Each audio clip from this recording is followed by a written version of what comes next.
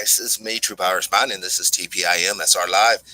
It's a glorious day, ain't it, folks? April 24th, 2019, the year of our Lord. Guys and gals, there is something wicked coming for sure. We had another death at the Grand Canyon. We had an all-out fist fest in Worlds of Fun, Kansas City. But more importantly, and gets to the point, we're going to now be sending armed troops to the border. Why do you think the border is such a contentious topic? Why do you think the border's out of control? It's by design, guys. Now, most of us have known for years. Hold on, let me turn that off. Most of us have known for years that there's two activities happening at our southern border.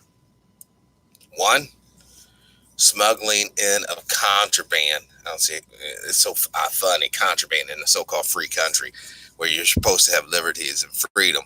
I guess that only applies when you need to kill a baby or hide some sort of crime. Hey, Sister Wood, good morning. So thankful the Most High woke you up and got you out and online today. Now, many of you guys realize about what Mark Fan and I said about Air Trump and the border situation. What's going to happen when there's an incident down there on the border? Don't forget, we're still in a state of emergency. That's why we have to be more supportive of our dear leader now than ever before. All of our dear leaders, from the meter maid to the Supreme Court justice, we are here to serve them, provide them with income, provide them with people to beat up and assault and extort. No, those were just jokes, even though it is pretty much the reality of the situation of today. I want to jump over here. And you know what? I already know that this is probably not going to get monetized anyways because, well, basically, I guess I'm on the bad side of YouTuber. I don't know. I don't really know at this point, but we're going to go here. And you got to bear with me because I've had a lot of history here. But there's something that I want to play just an excerpt of. And I don't think this gentleman would mind. Golly, look at all this. Yeah, I reached out to this dude, Pastor Troy. In fact, you know what? Let me call Pastor Troy right now. Because if I don't call him,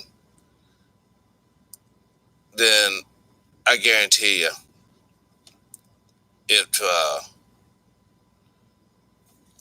won't work. Hold on. I'm going to put on headphones so people can be like, oh, he's just bringing people directly on live.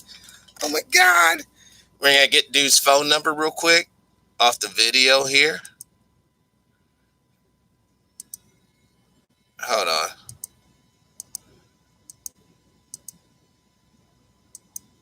Okay, there's the number.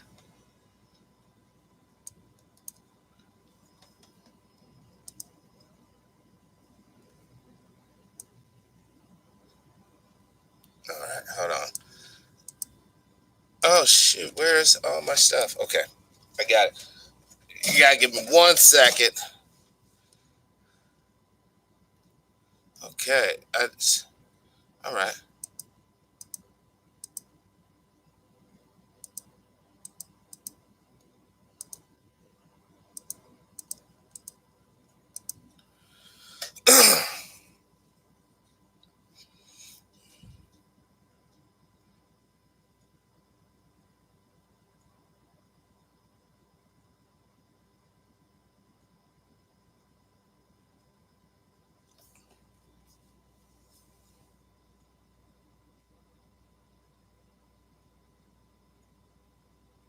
Oh, ain't nobody going to answer this shit.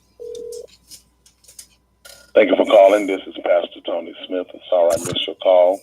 You can email me at preachermanhs at netscape.net. You can also watch us live at www.thewayofyah.com. Say your name slowly and your number. Thanks. My name is Patrick with Special Report, calling to seek an interview with you, Pastor. My number is area code 636-209-5044. That's 636-209-5044. My name is Patrick with Special Report. Thank you, sir. Well, I was shocked. Good morning, Bird. I'm so glad you woke up. Most I got you up in the show today. Where I just reached out to Pastor Tony Smith, and just to give you guys just a little sample of his energy level. Listen to this. Hey, man, you know how many people are moving, but you know the Lord suffered things to happen. Another preacher that I know, Bishop Best out of Tennessee, like they read. You said it was a homosexual in your choir. You ain't nothing but a sinner for the song. If you said you think they don't know about it, man, that's right. All right, get every one of them. That's right.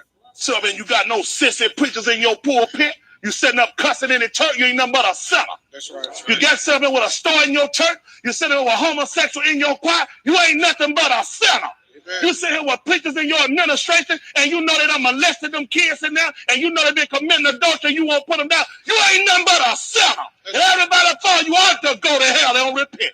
Hear me talking. Amen. Got no color with. Yeah, you don't see firebrands like that too much any day. No, I was going to do something else, actually. Oh, my God. What was I going to do?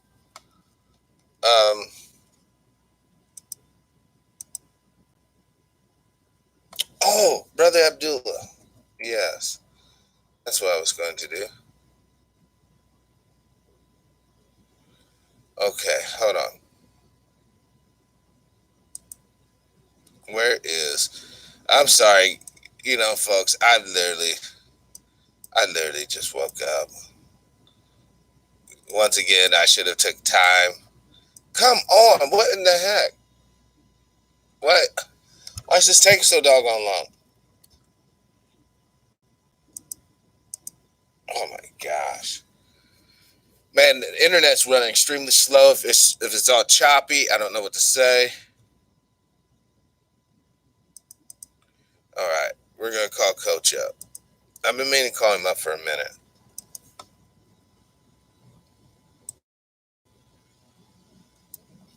We're just doing it right through the big TV here, and oh man, I guess I could have used my.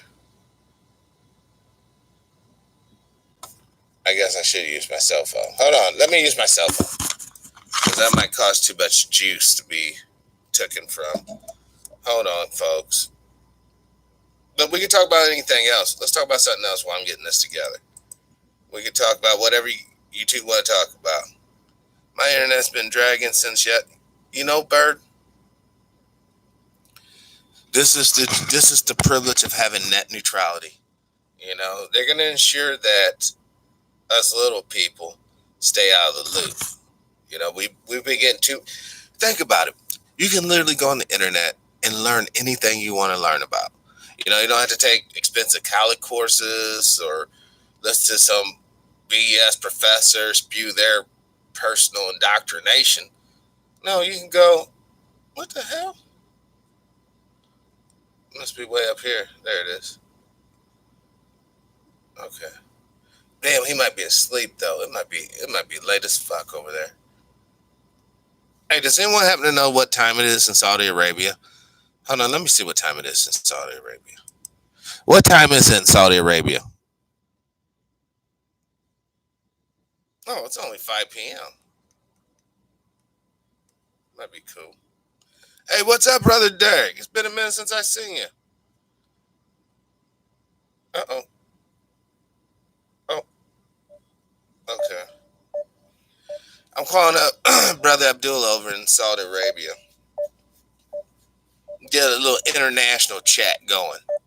Please leave a message. Hey, brothers, Patrick.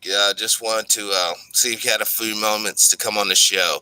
I did check the time; it should be like 5:15 over there in the afternoon, I think. And anyway, brother, hopefully all's well. Stay strong. God bless. Bye.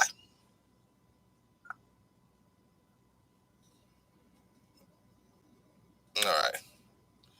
I know who. I know. I know. Hold on.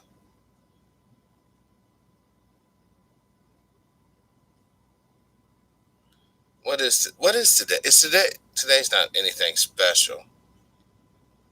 Um, I could bring on Wiz Khalifa. I'm just joking. Just joking, guys. Totally joking. Or am I? No, really, I am, guys. Hold on. There was a. Damn it. I had. Well, it doesn't matter now. We're gonna carry on. We're gonna carry on.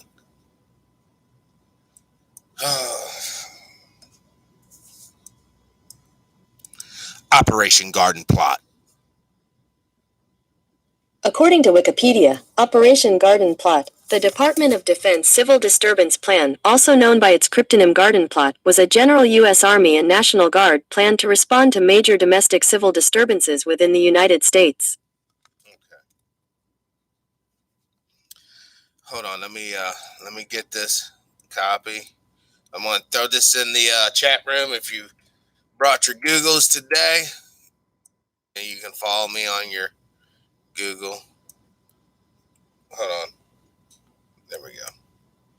Oh, still need to take off one more character. All right. That's the link I'm on right now. Operation Garden Plot. And why is it important to you and me and probably everybody else that you love and know? I'm going to share that. I want to get. That seems awfully bizarre here.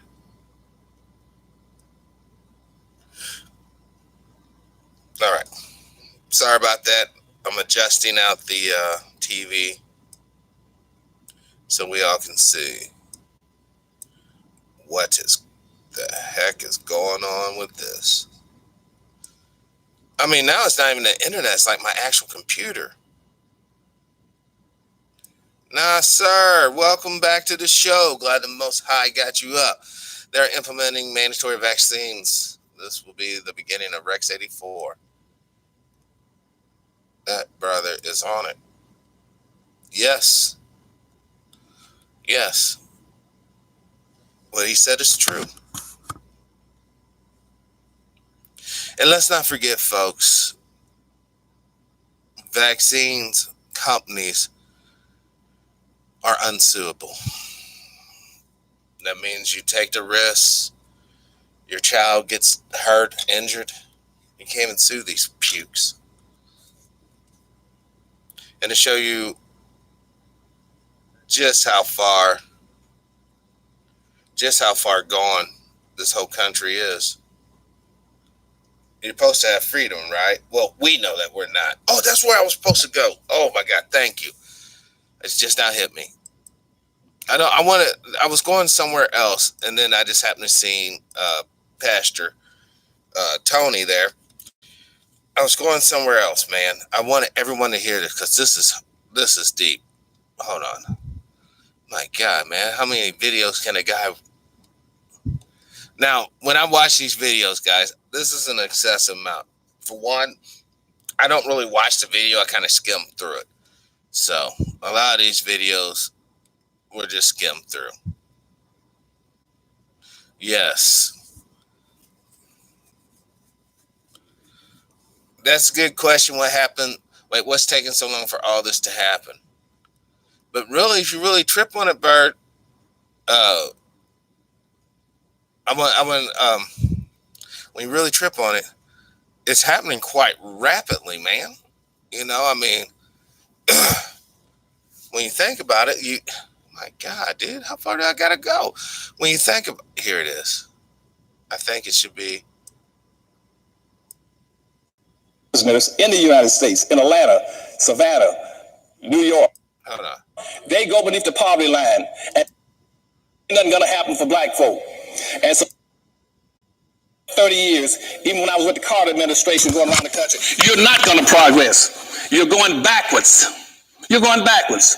The only people that see, Bird, what he's talking about right here, Dr. Claude Anderson, has already happened. Look at the amount of wealth we own collectively. Now I'm using part of this.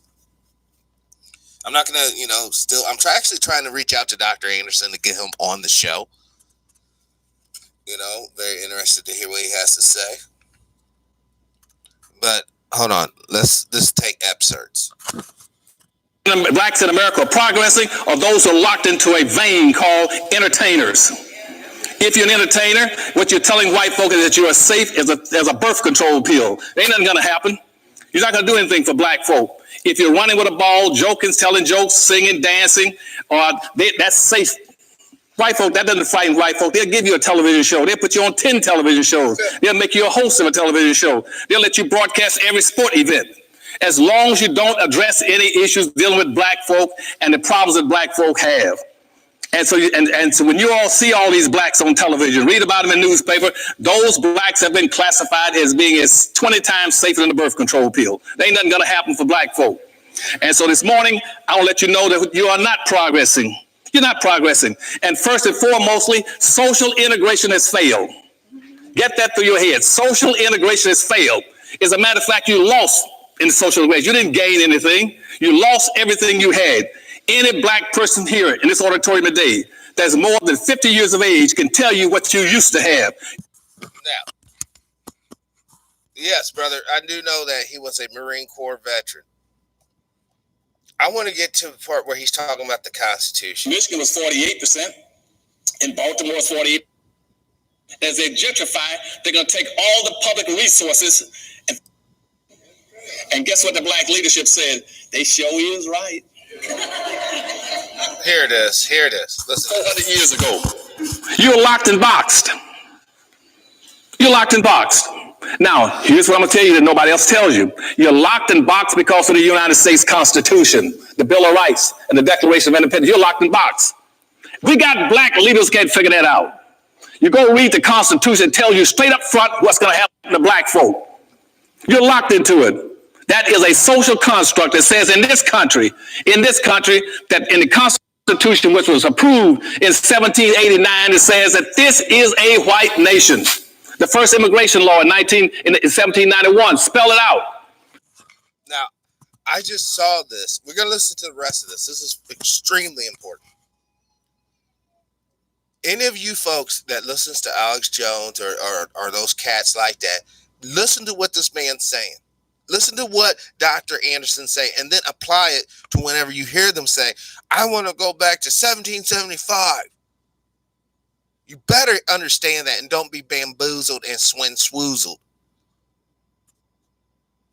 I'm talking from the heart, man, because I want to see you all live and prosper. Hey, Sister Hunt, welcome to the show. Come on, let's continue. No. It is a white nation for white Europeans and other white people classified as white. And black folk are now going to be a permanent underclass. Not a permanent class, they will be an underclass. You will be classified as 3/5 of a human being. You will be classified as property. You will be classified as property and 3/5 of a human being. You will not be permitted to do things that everybody else could be permitted to do. And in the Constitution. And is that not true, brothers and sisters? Irregardless of whether you like Dr. Anderson or not, just based upon what he's saying, is it not true? Do you not see when you go out into reality a difference in being treated based upon your melanization level? Do you not see that every time you go and fill out a job, they have a whole bunch of different races, so you need to check one? If that didn't matter, then why is it all everywhere? in all facets of our lives, Bird, if it does not matter? You ask, when is all this is going to happen? I'm telling you, it's already happened. And all they're waiting for is the damn green light. Now let's continue on. And really, I might have to play this a second time. I want you all to hear what he's saying because it's truth. It's not fake. It's spelled out, and black folk don't know this. The people in New York, in Philadelphia, met for a whole week. They closed all the windows and all the doors and put up guards when they drafted the Constitution and said, don't let anybody in. We don't want anybody to hear this. We got to decide how are we going to enslave all these black folk and use them without the public knowing it, while we craft a document that says all people are free. We're going to enslave these. That was done a week before the Constitutional Convention started in the late 1700s. And what they decided to do, and all of them participated, including Jefferson and Madison and all of them, when they wrote up the Constitution, was this. They said, whenever we talk in those documents about all the people, we are not talking about black folk. When they said, did you guys hear that? You know, I mean, I know, you know, I'm not trying to beat this into the rail. This is more or less for the new people who are totally unfamiliarized with Dr. Anderson, Dr. Claude Anderson. I'm doing it for you guys. Now, the people in the chat room, y'all guys are scholarly. You guys are up to date. You guys know what time it is. This is a tough pill to swallow for a lot of people. People who have been particularly indoctrinated into this ideal of freedom and the United States of America. What the doctor is saying right here is very harsh and very crushing. Now let's continue on with the cure for our common ailment. we the people, that's white folk. All the people, that's white folk.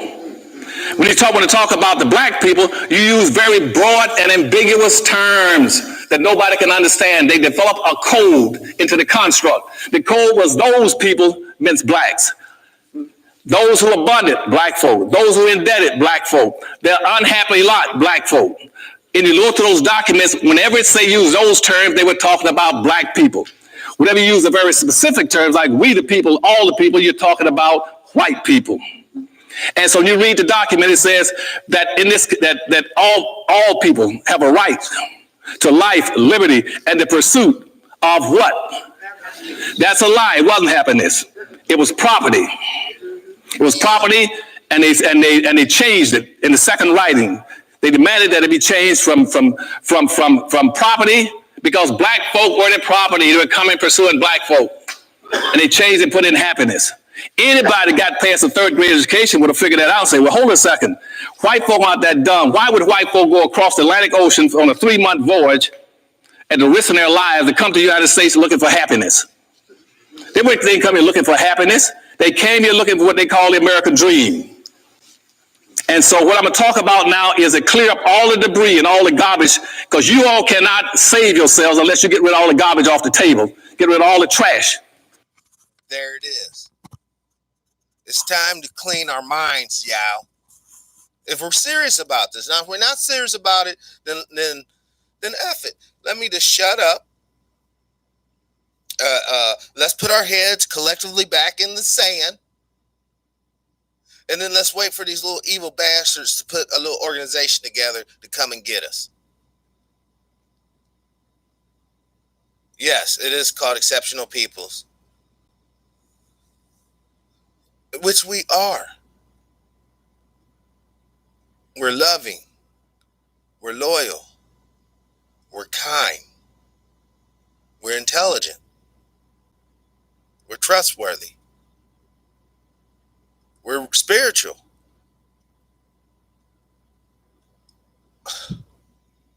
But we're also thoroughly and utterly confused. And sitting ducks. Amen, Sister Arlene.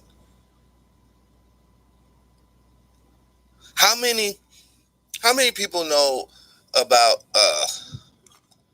this feller here. Hold on. Let me and this was sparked this, man, when I was going through when I was going through the my video deal. I came across this guy here. Hold on. It might take me a couple of seconds, but hold on. Where is it? It might be way farther down. I forget this guy's name. He was from Missouri. He was basically a white supremacist / serial killer. He went up there to Milwaukee, I believe, shot 2 young boys, man, just because they were black. He this is a total enemy to humanity, dude. Hold on. Oh my gosh, man, this is too much. I wish I would remember this clown's name. Yeah, I've been doing some research on Freemasonry as well. I think it's this guy. Hold on.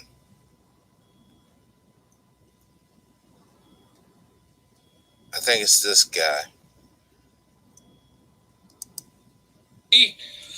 And requested the officer to perform sexual acts on himself. I'm pretty sure aren't possible. It was diaries. Barber could cut it. He even changed his name to honor his hero, the Nazi propaganda minister Joseph Goebbels and the American inventor and political leader Benjamin Franklin. Now, to put it in technical terms, Franklin was batshit crazy. His racist views colored everything that he did. Now, once a month, the prisoners, in his unit was given a haircut by an outside individual prisoner. It was really hard to watch. The information that he provided these 2 pretty female agents sent him to death row. His desire to impress them led directly to his appointment with death.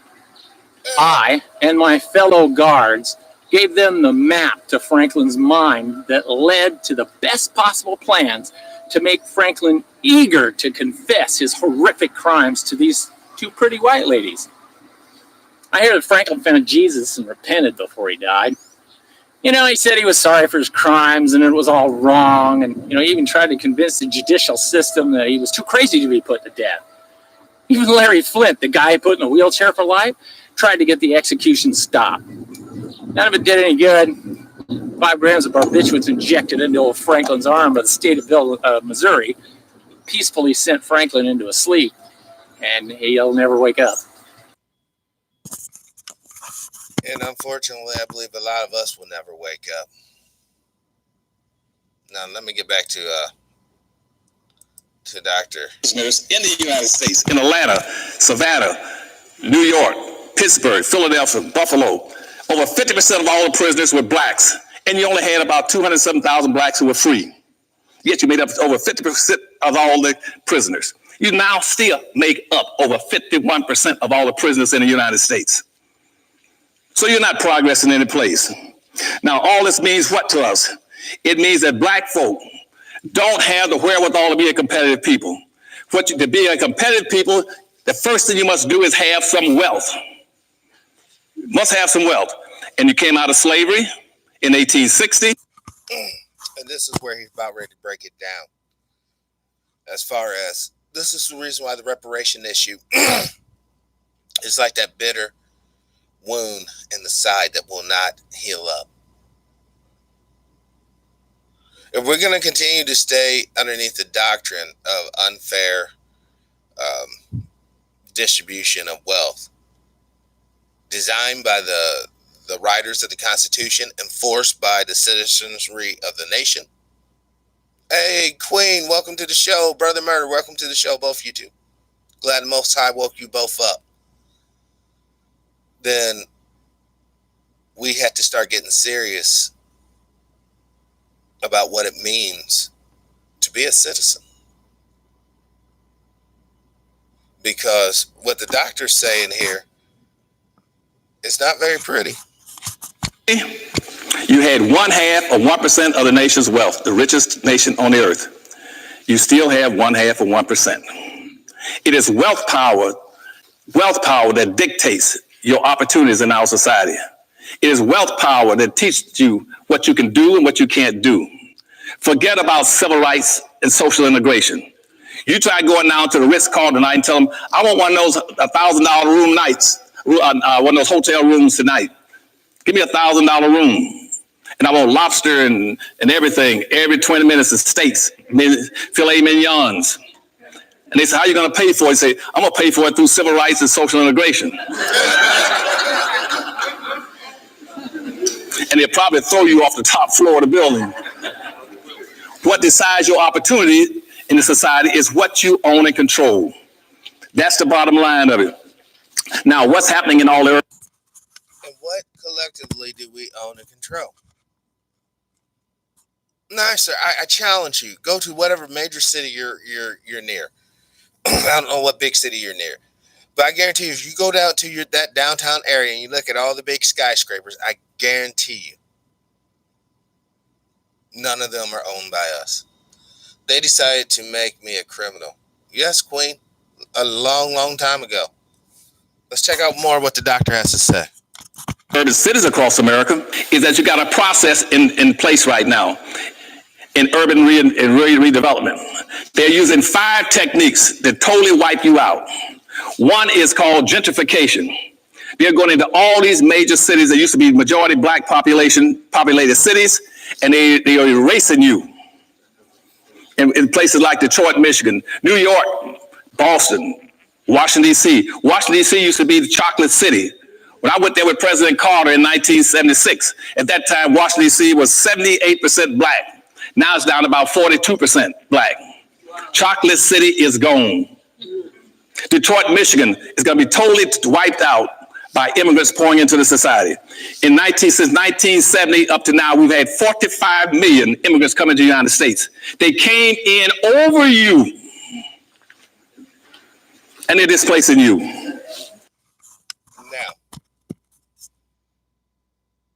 well, he just said the immigrants came over and they're displacing. Honestly, if you ask me, there was no place for us anyhow. Kind of unsure about that last statement, but the replacement, I'm absolutely sure. We keep on clowning. We keep on playing our stupid little games. We keep on acting as if none of this matters. But 2050 is fast approaching, and they have already determined by the year 2050 the amount of wealth that black folks will have in these United States will be, drum roll, zero wealth. So keep on playing, keep on joking around, keep on acting. Hopefully, maybe a few of you guys can actually become entertainers. So then you'll be the last to peace out. But for the most part, it's really not a game no more, y'all. Let's listen to the doctor. And then the second term they use besides gentrification to wipe you out is a thing they call privatization. You go into Detroit, Michigan, and as they gentrify, they're going to take all the public resources and things that should be owned by the public, they're going to place them through privatization into the hands of the wealthy whites. Whites going to buy your golf courses, your subway systems, your bridges, your tunnels. They're going to control your airports, your parks, your museums. Why? Again, because Anderson says, he who owns and controls the resources got the power. There it is. I mean, seriously, there it is. If you don't own nothing, if you control nothing, you have no power. And that's why he was trying to make that point. It's the pursuit of property, not the pursuit of happiness. Because once you have property, you will be happy because you have something you can control. Where have they sent us? I'm trying to figure it out. San Francisco, Oakland. Queen, I hate to tell you this, but where they sent us is either to the outskirts rural or to the grave. Many of us are dead and they don't report it. We don't really interact with each other on a level to where we can kind of keep our own personal census. So all these people are just piecing out. That's what's going on. And it goes back to what Bird was saying. When is this going to happen? I'm trying to tell you all, it's already happening. It's been happening. That's why we have so many missing persons. That's why I try to show you the serial killer killing the 2 boys. State of Missouri put them to death. Those are just the ones you caught. What about the ones you didn't catch? They're still doing these activities as we speak. We have to change our perception. We have to change the way we perceive this thing that we're in.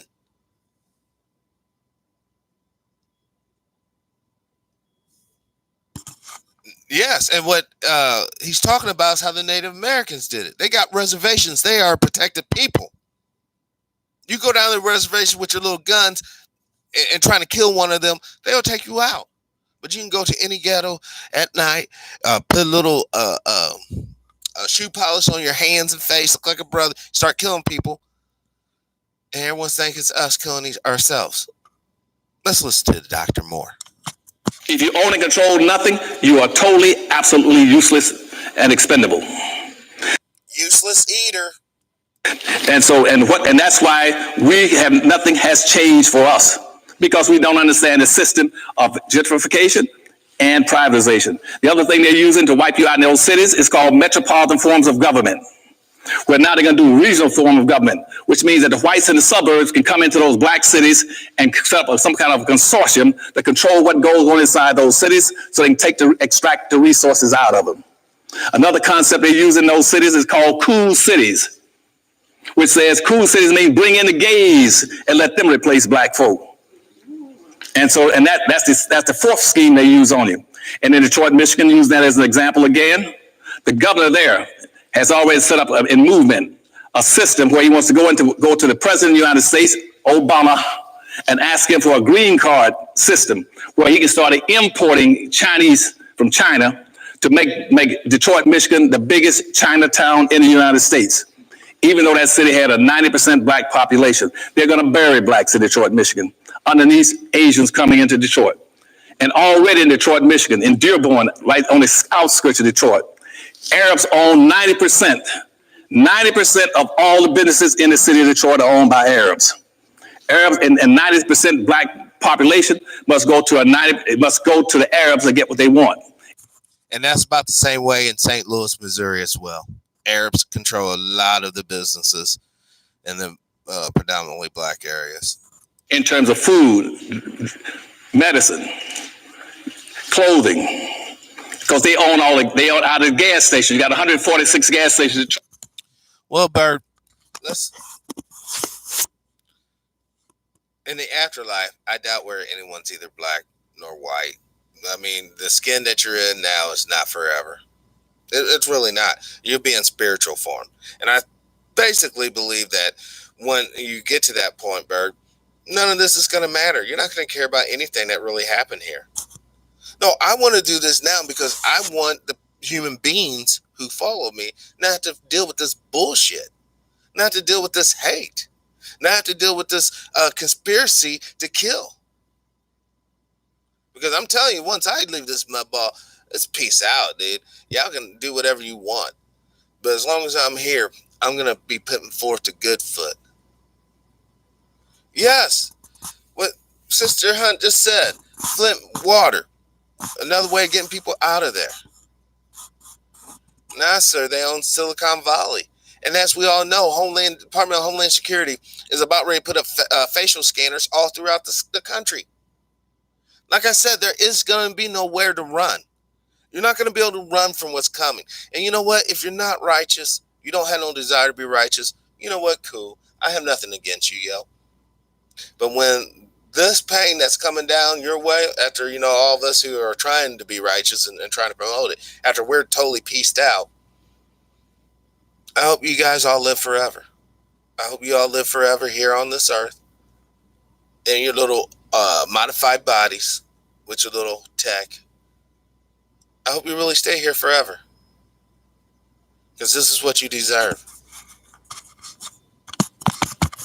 Detroit, Michigan, Arabs now own 144 in a black city. Blacks own 2 gas stations out of 146. You own nothing. The rest, the hotels are owned, and the 7-Elevens are owned by Indians. Asians are owning the laundries. The laundries. They're owning the hair and wig shops, the nail shops. Blacks own nothing in a 90% black city. And that's why now Detroit went into poverty. That's why it was declared bankrupt. Because blacks had money. Blacks had about 11 or 12 billion a year annual disposable amount of money passing through their hands. They were going out to the suburbs, spending it in the suburbs, and spending it with the Arabs and the Asians, the Hispanics, and everybody else. And when I tried to put in a plan there for black folk, they said it was racist for me to try to help black folk. They said, yes, Dr. Anderson, we admit in this town that we have an Asian town, a China town, a Pole town, a hockey town, a Cork town. And it's like Queen just said, look at what Queen just wrote. Asia and Silicon Valley feel we don't have a right to be there. Ain't that a bitch? After all the black folks we had on this show who fought and died for this country so that we weren't speaking German, we weren't speaking Russian, we had quote unquote freedom. Some little dude can come in here now. You don't even belong here, guy. Get the hell out of here. And you're just supposed to run away. Welcome to America. A Mexican town and a Greek town, but it's racist for you to try to do something for black folk, to build a black town. And guess what the black leadership said? They sure is right. And if you want to find out if I'm telling a lie or not, you got blacks sitting right in this auditorium that was there. You got right here on the front row, 2 here, you got Rosie Milligan that was there and spoke in Detroit. And I had over 1,000 blacks come across America and say, we will move and relocate our business to Detroit to build a black community, a black business district. We'll move our businesses into Detroit. Over 1,000 of them. And guess what? The town got scared and fighting. And they told black folks, no, we don't. It's racist for Anderson to come in and not include everybody and everything. And so that ended that effort. And so that's why Detroit failed. So what I'm saying to you is anything that's happened to black folk in this country is continue to happen, but it is not by accident. You all have to understand today that you're locked into a social construct. That social construct was put in place almost 3. He's about ready to break it down, y'all. I mean, and this is a hard thing to realize, guys. It truly is. I don't care how, once again, to echo what Dr. Neely Fuller Jr. said. No matter how nice you are, no matter how religious you are, no matter how kind and trustworthy you are, they're going to hate you. Just because you are you. And that's the most tragic thing about this whole situation. That we don't get that. 300 and 400 years ago. You're locked and boxed. You're locked and boxed. Now, here's what I'm going to tell you that nobody else tells you. You're locked and boxed because of the United States Constitution, the Bill of Rights, and the Declaration of Independence. You're locked and boxed. We got black leaders can't figure that out. You go read the Constitution, it tells you straight up front what's going to happen to black folk. You're locked into it. That is a social construct that says in this country, that in the Constitution, which was approved in 1789, it says that this is a white nation. The first immigration law in 1791, spell it out. It is a white nation for white Europeans and other white people classified as white. And black folk are now going to be a permanent underclass. Not a permanent class, they will be an underclass. You will be classified as 3/5 of a human being. You won't, unless you understand these things, we can't make it. Now let me get rid of some of the debris. Wealth in the nation. Wall Street replaced at the back of a black slave. That's what unearned benefits mean when they start talking about how did you get your wealth and power. 87% of what whites get every year for earnings, they get it from unearned benefits such as stocks in a company, stocks on Wall Street, stock equity in a corporation. They get it from rental income. Hey, let me call Brother Ted. Hold on. Let's see if he has a second. Hold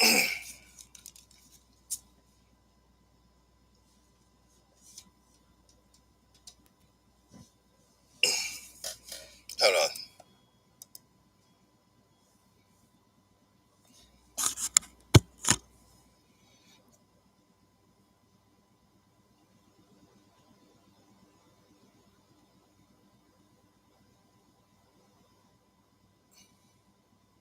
Hello, Ted. Hey, how you doing? This is Patrick with Special Report, brother. How you been? I'm doing great. I'm doing a live show, and I was just wondering if you had a moment to talk about the 14th Amendment and how that could be used to help us get reparations. Could you do that? Patrick with Special Report. We did the show about 3 weeks ago. You came on my yes.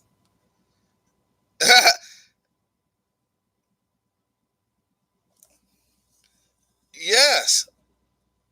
Man, yeah.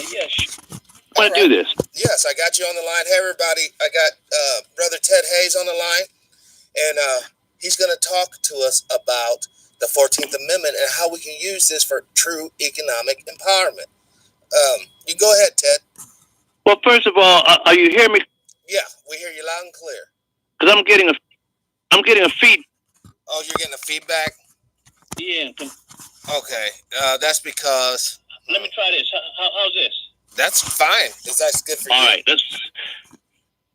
Hold on. Let me see. I'm still getting a feedback. Well, I got. Hold on. I'm taking the microphone a little bit away from the speaker so that they can hear you. You guys can hear me now. Yeah, it sounds good now. I can hear you. Okay, I'm good too. Yeah, Patrick. Hey, man, thank you very much for reaching out to me and asking me that question, because I'm sitting here now working on an event that we're planning for May the 9th at UCLA at the Hillel Center over there on homelessness and how to eradicate homelessness. Yes. But using the 14th Amendment, which is actually what Dr. King talked about in I Have a Dream.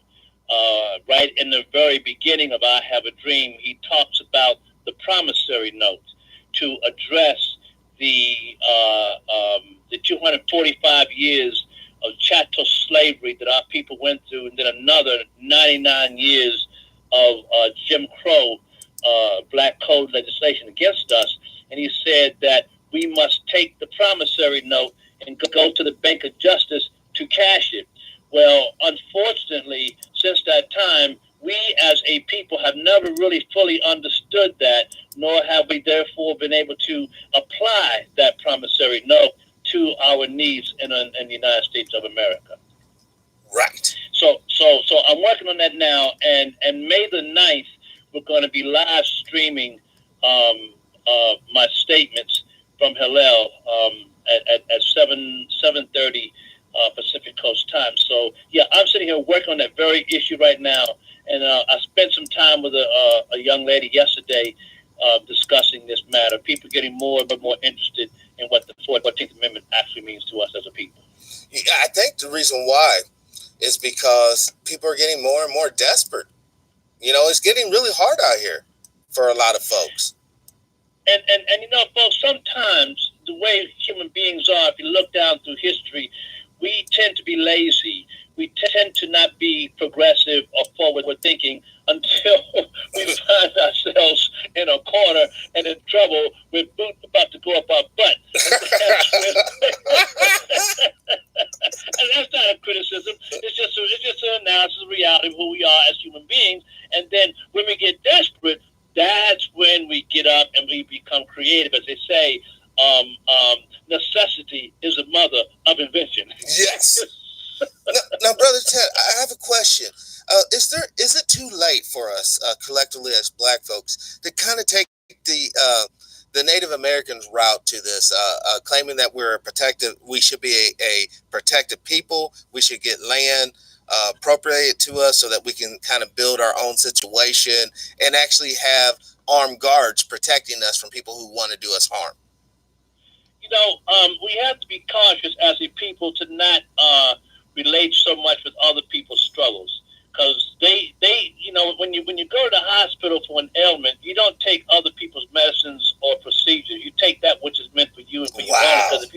everybody else's perceived medicine, it could end up killing you. Okay. Yes. So fine for the native people, what they're doing. God bless them, and they deserve what they fight for. Ours is totally different.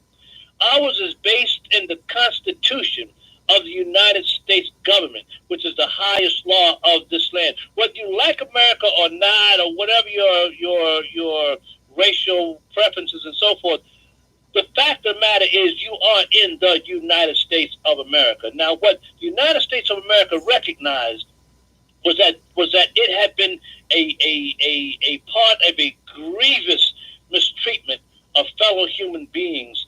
And this is why they put within the Constitution not only the 13th Amendment to abolish slavery in this country, but also they gave us the 14th Amendment, whereby we can be citizens, experiential citizens, experiencing a citizenship as is enjoyed by white citizens. That's a direct quote from the Constitution. Now that 14th Amendment is not only our national birthright, identity, and citizenship right, but it is also the currency, the promissory note that Dr. King talked about, that will buy us whatever we need in this country. In other words, reparations, which is actually a Republican Party idea. It was not a Democratic Party idea. It was a Republican Party idea. It came along with what's called the Reconstruction era, shortly right after the Civil War was ended. But it's a currency for us to purchase what we want. It's not about 40 acres and a mule, which is a lot of mythology around that. It's not about 40 acres and a mule. It's not about land. It's not about money. It's not about tax relief. It's not about free education. It's not about those things. I see those things as a supermarket. You can go in the supermarket and you can see all the ingredients are there for you, but you can't take nothing out of that supermarket if you ain't got no currency. Right. If you don't have a card. So what the 14th Amendment promissory note is, it is your currency to do business with and within the United States of America. It's a currency that no other people, not even the Indian, the Aboriginal people have. That is something only for us. So, but how would that, just for like the layman, how would that be tangible? What would they tangibly see in their life? The first thing that they have got to do is get their minds straight as to who they are in this country. If you are not secure as to your own identity, other people will not only identify you, but they will steal your identity, which is what's going on. There are people coming into America legally and illegally, claiming the 14th Amendment as theirs, and they consider themselves minorities. Therefore, they have a civil right to what belongs to us and not to them. But see, that's not their fault.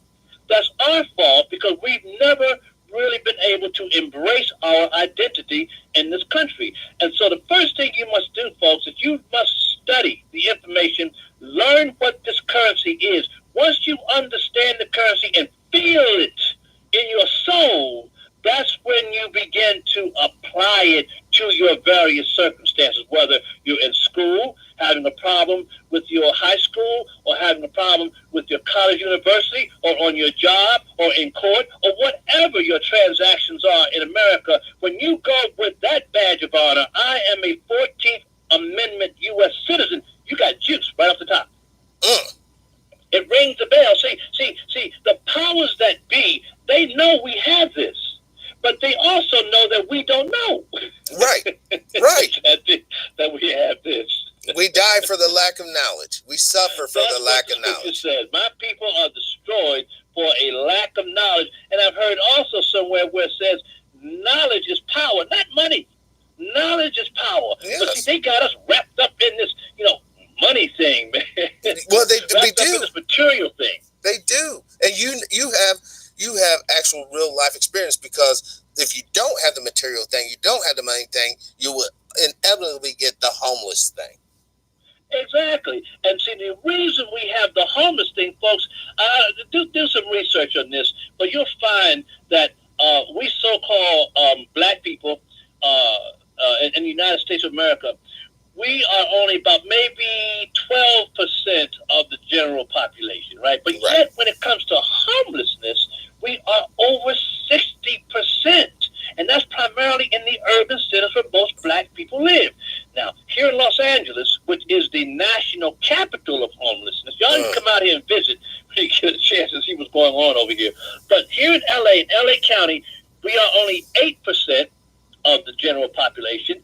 LA City proper, we are only 9% of the general population. Yet, respectively, in each, we are over 40% of the homeless population here in Los Angeles. And then in an area called Central City East, which is Skid Row, down there living on the sidewalks, living and dwelling in a condition that the Humane Society and PETA would be highly upset about if these were domestic pets. Right. They are living in boxes and tents and in filth and in disease.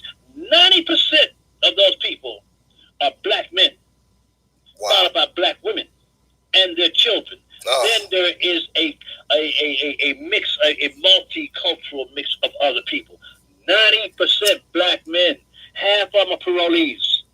You see what's going on, folks? Now we have black power, so-called black power in Los Angeles. Got a lot of rich black people. Y'all know about the black celebrities and movie stars and athletes and business executives and attorneys here in LA. Lots of it. We have a black county supervisor. We have black city council people. We have black Congress people. In Congress, we have 43 black elected officials there. Yet they don't say nothing. But yet they're quick to defend people who want to come into the country illegally. Yes. Because those people keep on voting them and their yoke in. And as we know, if you serve one term, you get a paycheck for the rest of your life, residual income. That's all it is. It's a scam. It's a scam. And folks, this is why I don't pay much attention anymore to black power conversations or black economics or black unity or black united front. That does not exist. It's a myth. Somebody along the road has told us and taught us that we are a monolithic people, that simply because we look similar or simply because we came here together on the slave ship, that somehow we are a one thinking minded people. That is not true. And that is our big downfall. We are very different people. But where do people like us who came on the slave ship, well, where do we unite? Because we have been at war with each other. We don't like each other, obviously. Look at the evidence of it. So where do we unite? Skin color? No. We unite by what this country has granted to us in the U.S. Constitution as a rectification for its damages done to us. And that's where we unite. As United States black citizens. That's our unification. Wow. They're the 14th Amendment. You know, what you said, brother, is very uncomfortable and very unpleasant, but it's basically the truth. We collectively don't like each other. When we interact with each other, oftentimes there's negative consequences to that. And we got to change that mindset. We have to get out of this crab in the bucket or I just hate you because you're you type mentality with each other. Man, when I was coming up in the 60s, I was 68, y'all. I'm an OG, okay? And when I was coming up in the 60s, man, doing the whole, soul revival review and black power and civil rights, we'd be at a party, and we would pop in there and say, hey, Taylor, yeah, what's up, man? See that nigga over there? Yeah, what's up, man? I don't like that fool.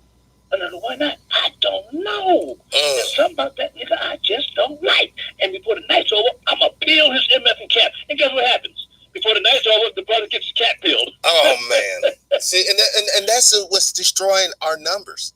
That's what's destroying listen, you have a beef with this guy, right? I grew up in an area. If I didn't like you, Brother Ted, you didn't like me, we'll go out into the woods, wherever, we'll fist fight.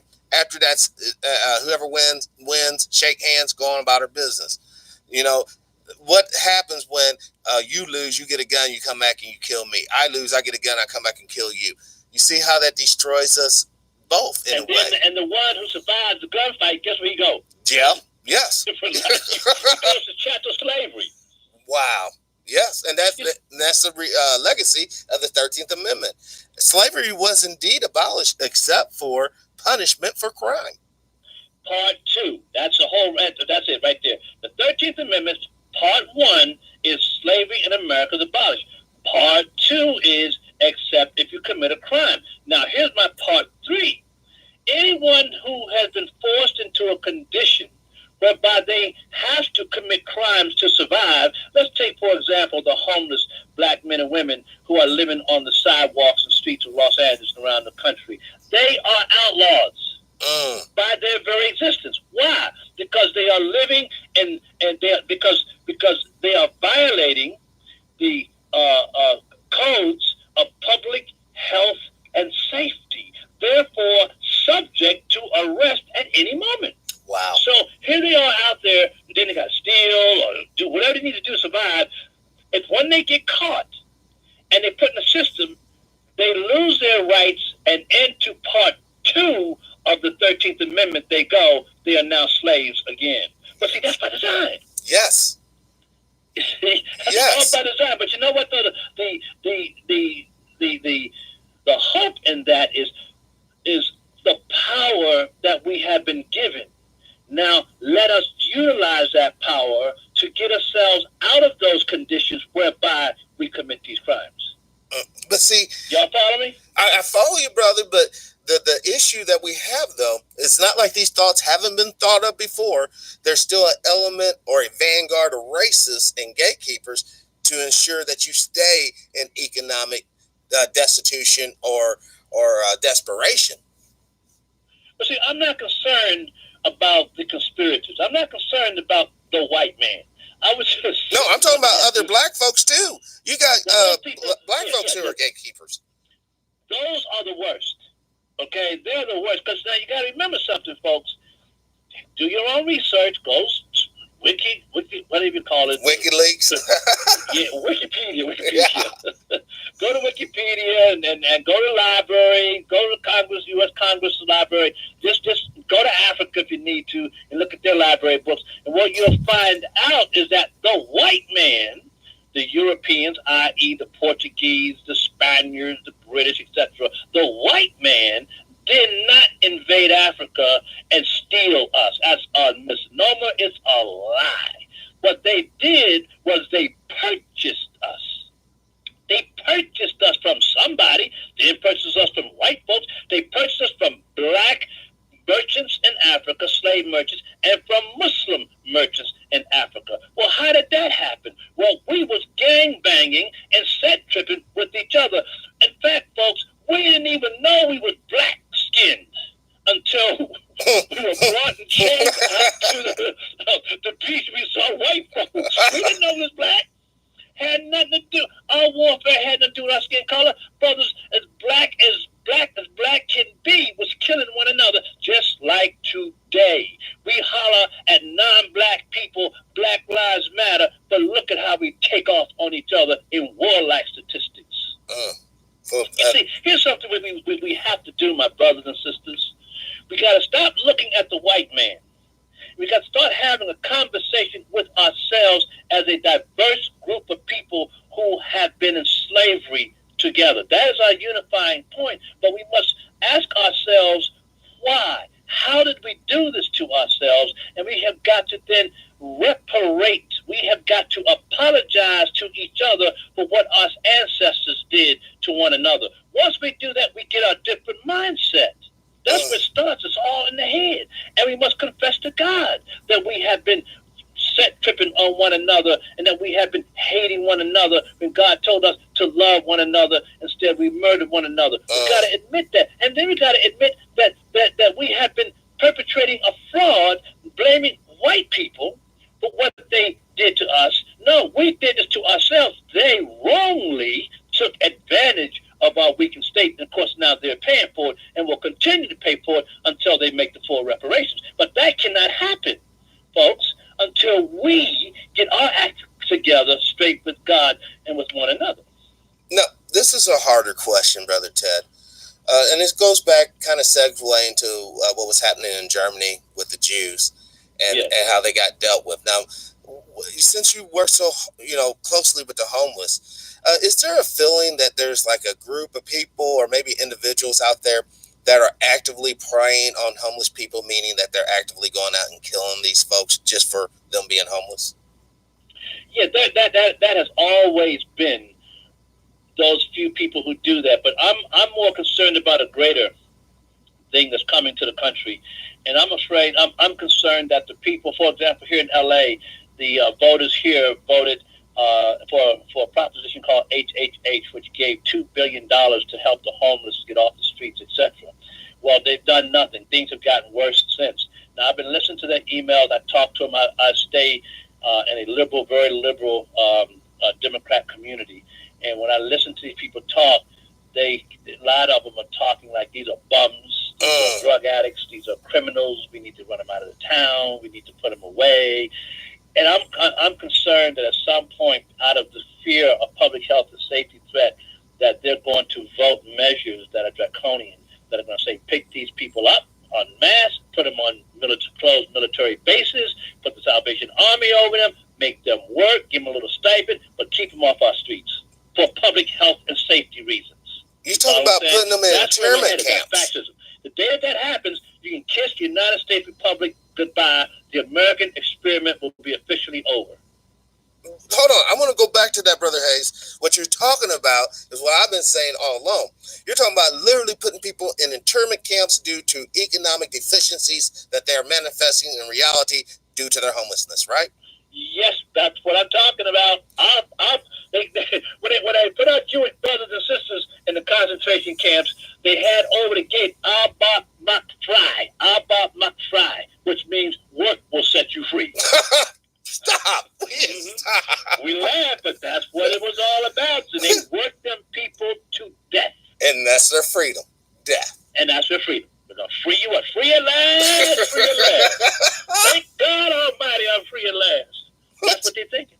Because see, when you look at the state and the fate of the descendants of the chattel slaves today, when you look at us, you got to ask the question, if you're one of us, what do you do with these people? We done gave them all kinds of welfare. We done gave them all kinds of integration rights. We done gave them, we let them in the sports arena. They make all kind of money in the movies, and they can say nigga. They can do whatever they want to do. These people still ain't happy. They're still killing each other. What is the problem? Well, let's just get rid of them. Let's just get rid of them. And this is why the Anglo-white Americans are leaning more towards their white, Hispanic, Latino brothers coming into the country illegally, because the problems of the white, Hispanic, Latinos does not measure up to the kind of problems that we as a people have. Remember, we didn't come here willingly. The immigrants brought us here against our will, whereas our white, Hispanic brothers and Asian brothers and sisters, they are coming here willingly. Yes. So they are like the white Anglo immigrants who are in this country. They're in the same boat. They're on the Mayflower. Right. Well, we're on the Titanic collectively. No, we are on what they called. There were two ships that came into Jamestown 400 years ago. It's our 400th anniversary. Two ships came to Jamestown with some slaves, and the one ship was called, check it out now, the White Lion. Oh, no. And the other was called the Treasure. Oh, my God. The White Lion and the Treasure. So those are ships we came on. And these other folks, because they come on a similar ship, they can relate to each other a lot better. You got to remember something. We are the only woolly, kinky-headed people on the planet. Yes. There's only about 170, 80 million of us on the planet, woolly, kinky-headed people. The rest of them are straight-haired people. No matter how dark their skin is, they got straight hair. Right. What is that all about? Yeah. So we are a very different breed of people on this planet. You know about that hair thing. That's funny because I've heard, because the melanin in our skin makes our hair curly. But what you just said there proves that true. Proves that's wrong, because there's a lot of Indian brothers from India that are darker than me, but their hair is straight like an Asian. The hair is straight as straight can be. You see, but I digress. The issue that we must look at is us, black folks. us, we must redefine ourselves as a new nation within this nation. When Dr. King said promissory note, I talked with one of Dr. King's friends. He's like 87 years old. And we're working on a nationwide campaign that we're developing called the Promissory Note Campaign. And what that's designed to do is to educate every person in this country who believes that they're descendants of the chattel slaves, what the United States Constitution says about them via the 14th Amendment. Now, whether they believe it or not, accept it or not, or believe it and want to share it with other people, that's up to them. The objective of the campaign is to ensure that whether you're on death row in prison or the church pulpit or homeless or in Beverly Hills or famous or whoever you are, if you are a chattel slave descendant, we want you to know what's going on, and then you can make an intelligent decision as to what to do with the rest of your life. And so this man told me, we was talking like this, right? And I said to him, sir, can I ask you a question? He said, sure. I said, sir, when y'all talked about the promissory note on August the 28th, 1963, at the March on Washington, D.C., and was voiced through the Reverend Martin Luther King, and he said, promissory note. I said, sir, was that the 14th Amendment and the Civil Rights Act of 1866? He said, young man, that's exactly what we was trying to get at. But they didn't know how to take it to the next level, and I believe in the divine will of God that apparently it wasn't time, because apparently the so-called black folks in this country had not yet been fed up with the situation.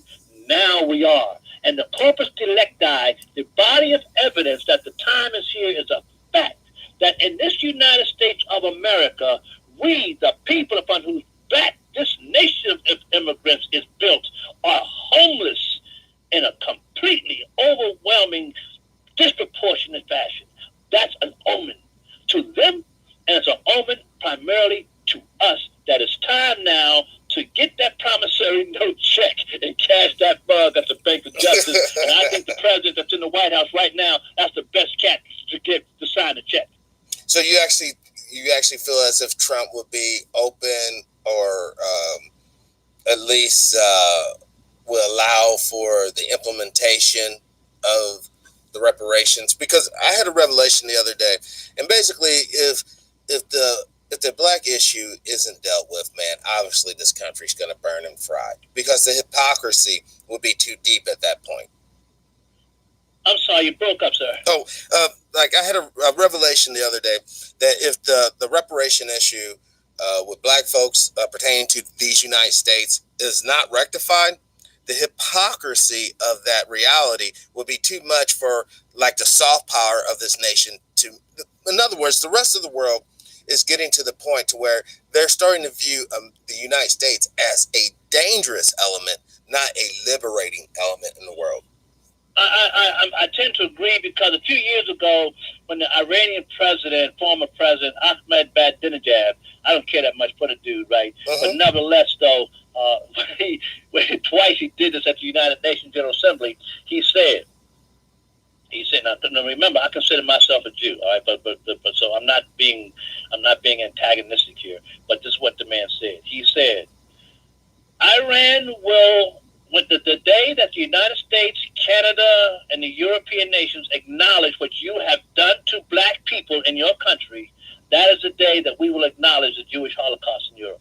Wow. The United States, Canada, and all the European countries got up and walked out.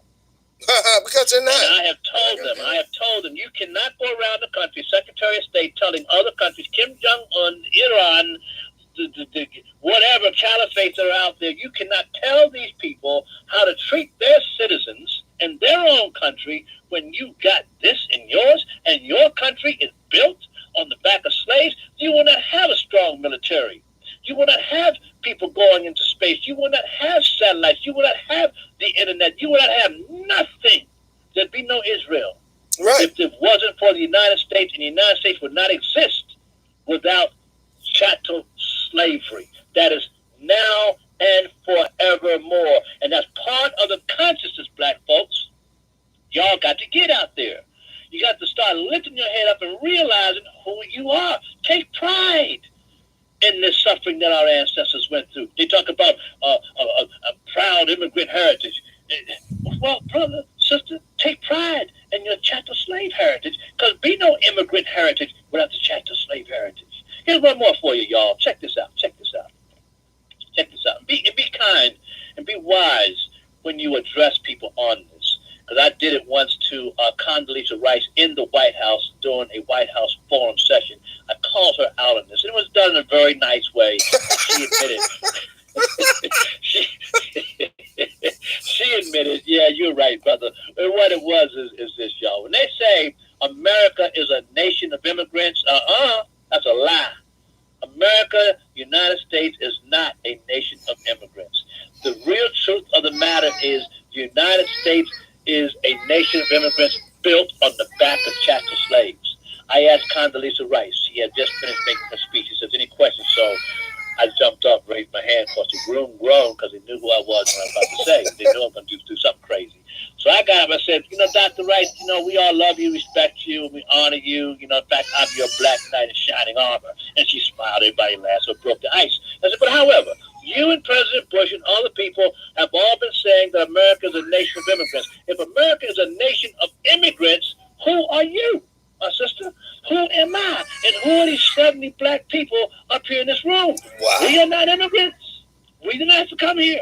They brought us here against our will and change. She said, oh my, you're right. She said, you're so right. She said, it's a great nation of two great people, one slave and one free, and we have to fix that. So thank you. Stop them, y'all. That when people say to you, now remember this, when they say America is a nation of immigrants, essentially they're saying we don't exist. Right. Right. I would rather for a white racist Ku Klux Klan supremacist to call me a nigger with ferocity than to say nation of immigrants. You know why? At least he recognizes I exist. What a nation of immigrants thing, basically, psychologically, folks, they have genocide us in their minds. Right, and then they'll genocide us in reality. There's a black man, an attorney general out here, assistant attorney general. I haven't seen him for a while now, but he spoke at a Jewish Congress here in Los Angeles. Now I was an invited guest to hear this man speak, and he worked on the Rwanda-Ugandan massacre that happened under Bill Clinton over in Africa. And they were prosecuting people and investigating. And he came back, he said, ladies and gentlemen, if you think that Holocaust or genocides begins with a person dead on the ground or 6 million plus in ovens or whatever in concentration camps, he said, you're wrong. He said, genocide begins in the mind of the would-be perpetrator when he, she, or they have perceived that the intended victim is of no longer any consequence in society. Yes. When everybody has turned away and they've been villainized, and that's when the physical starts. And I said to you early in the conversation, I am concerned that these people out of public health and safety are going to pass ballot measures that will call for a quote-unquote humane removal of these people, mainly black folks, to concentration camps. Well, we have a question, or a statement rather, by one of the chatters, Queen. San Francisco has started this. They are using being annoyed about the poop on the streets to start the whole conversation about let's get the poor people out of sight and out of mind. Because I did a report. Go. There it is. These are the warning signs, my brothers and sisters. However, as dark and bleak as things may be right now, this is our finest hour as a people. If we would now pick up where Dr. King and them left off at the promissory note, we begin to learn what this 14th Amendment really is all about and see the power that has been granted to us by a repentant society and utilize it, we will not only turn things around for ourselves as a people, but for all the poor people in this country, regardless of their race, their skin color, and we can at the same time help the illegal guys go home and practice justice in their own land. Some people are running up here from Honduras and Guatemala, El Salvador, wherever they're coming from, because their governments have failed them. But their government honestly has failed them because our government has entities with it that ensures that those governments fail so that corporations can go in and get the oil, get the rare earth minerals. We're quite versed on, the different CIA programs. But that being regard or put to the side for now, we have to focus on getting ourselves right, because until we get right, I can't Right. I can't do no help for people in Guatemala, people in Venezuela, people in South Africa, people in India. I can't help them because we can't even help ourselves. I almost called you doctor. We can't even help ourselves, right. doctor. How can you love your neighbor if you don't love yourself? Right. And we have to get past that. Right now is we do not love ourselves. We talk that talk, but the real walk is we killing each other. We don't unify. We don't work together. Right. So we're destroying ourselves. And it began in Africa. It had nothing to do with the white man. This began in Africa. We have fights with each other. It got nothing. Anyway, the point is, folks, we got to know who we are first and foremost. We got to get honest about that. And I'm trying to teach you that. And if you go to my website, it's called the14th.us. THE, digital 1, digital 4, TH.US, the 14th.us. And there, treat my website as a textbook. I have a section in there called the video series. You look at the video series that break each point down into 5 to 10 minute segments where you can sit there and listen and then do your research and then play it back again. Learn this. Get it in your head. Get it in your heart. Let it be a part. Let it be inscribed on the walls of your DNA. And then as you move forward, you will have the light to apply this license, this currency, to any circumstance you are confronted with in our country. You start your conversation off. I recognize myself as a 14th Amendment United States citizen. Don't go up to hollering, you black. No black is discussed in the Constitution. Don't use that. That's just to verify. That's just kind of identity mark, as it were, identification look, as it were. But your real legal identity, your real legal term is you are a 14th Amendment United States citizen. You're a black citizen of the United States of America. When you start talking like that to judges, to police officers and police chiefs, and to government officials, it rings the bell. It gets your attention. For example, if a man walks up to you on the street corner, he's in a suit and tie. I want to talk to you. You don't have to talk to that man. He ain't nobody. You don't talk to me like that. But if he reaches and pulls out a badge and it says the LAPD, the detective, you got to talk. Well, you don't have to talk to a hoe, and I correct you. You do not have to talk. You can still walk on like he's a piece of shit and he's a nobody. Only until you asked him, am I being detained, officer, or I will submit to a Terry stop, does he have the right to either stop you or frisk you. You're right about that. The point I'm making is that badge is his identity. That badge is his symbol of authority. That same officer can walk out in the middle of the street and put his hands up, a police officer, and tell a Mack truck to stop. Now, the Mack truck may run him over anyway. But the point I'm making is he starts off with that authority. That's all I'm saying to you. Black folks, utilize your authority. Now, just because a law is not enforced does not negate or nullify the validity of that law. True. And the way we make that law work is we have got to unite as we the people, 14th Amendment citizens. I can do it on my own. You can do it on your own, but if we come together, 2, 3, 4, 5, 100, 1,000, 10,000, 40 million of us, it's over. Yeah, we're stronger together. Do you have any suggestions or perhaps any techniques to curtail the rate of gentrification in our nation cities? Gentrification, rather. The only way you're going to deal with that, again, is you got to know who you are, what you are, and the power that you have. Now, I have a plan. And if you go to my other website, you go to Dome Village, D-O-M-E Village, VILLAGE.US, Dome Village. There I talk about the national plan to end homelessness.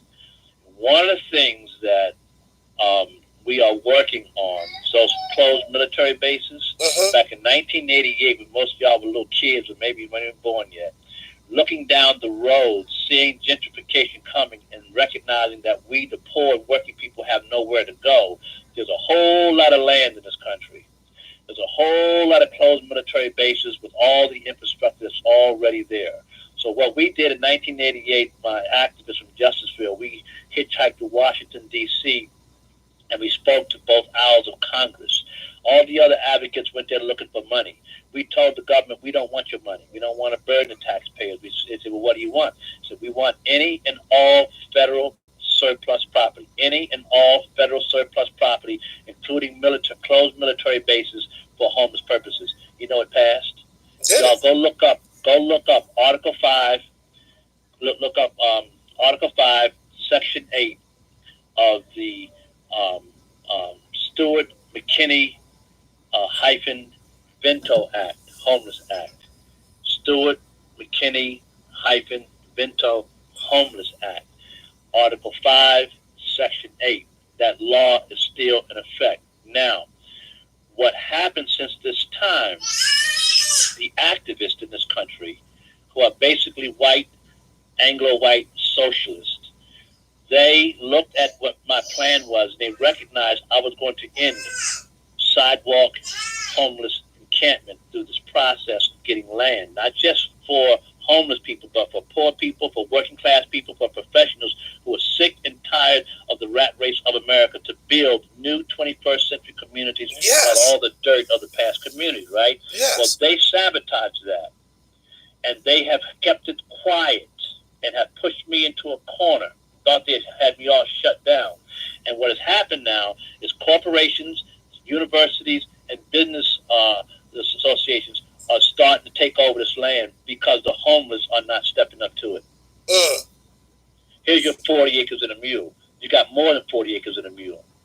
This is a collective power that we have to get as much land in America as we can put our hands on and use. Not only closed military bases, but also open federal land. It's our land, y'all.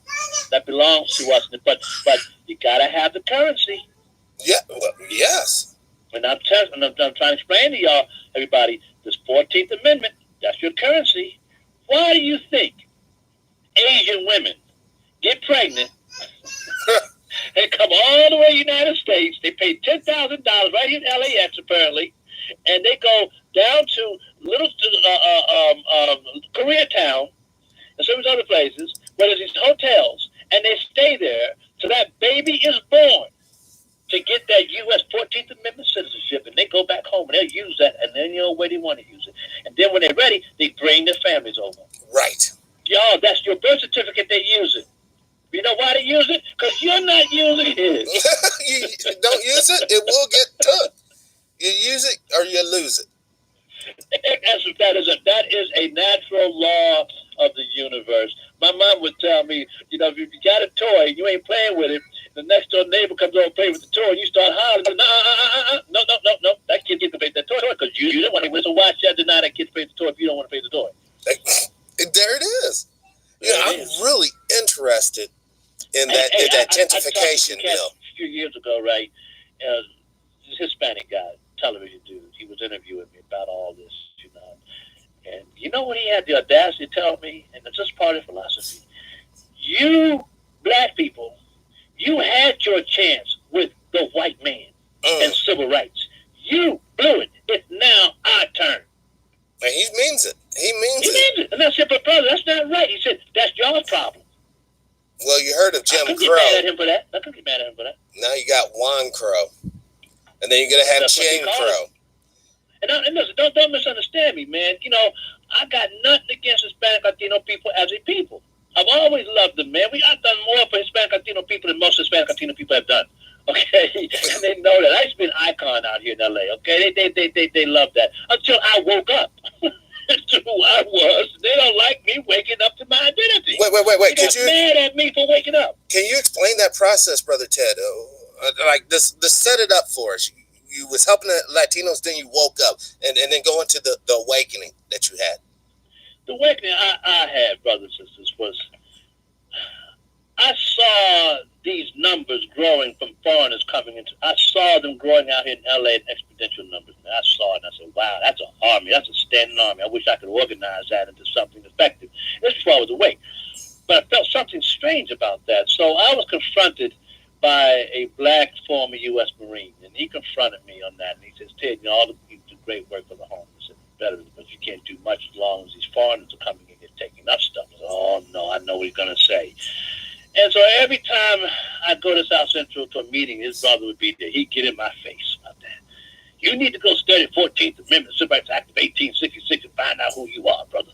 Oh, man, leave me alone. Finally, I did.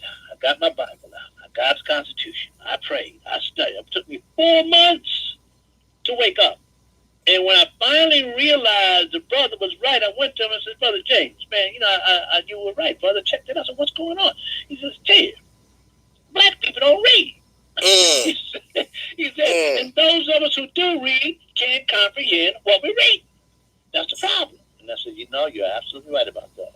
And we don't. And that's our problem. And when I came out and held a news conference in Leimert Park in the so-called heart of the black community, I was attacked. I wasn't going against anybody. I'm no racist. How am I going to be racist against white people? Right. Okay. Yeah, I don't have the power. Yeah, I got the power. I just that racism was not in my historical record here. Spaniards created racism. The Portuguese created racism. The British and the Europeans we didn't create racism. Okay, but the point is, when I did that, I got death threats this day. I got threats on me, man. To this, I'm gonna send out a YouTube clip shortly where these people really threaten my life. Y'all need to see how they act. They don't care for us waking up. That's the last. Now, as long as we do for them, they're cool. See, say payday. Everything's fine. It's payday for them, right? But the day that we wake up and say, wait a minute, man, this birth certificate, I've been reading my birth certificate here. It looks like it doesn't say, it has my name on it. This ain't your name. It's my name.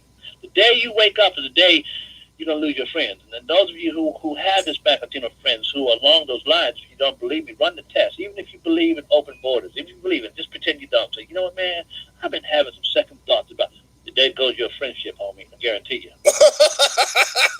Guarantee you. You out the door. Because they're not playing game. They're not playing game. We like to clown and act. And I used to have a radio talk show. This other brother and I, we talked about the 14th Amendment quite a bit on our show.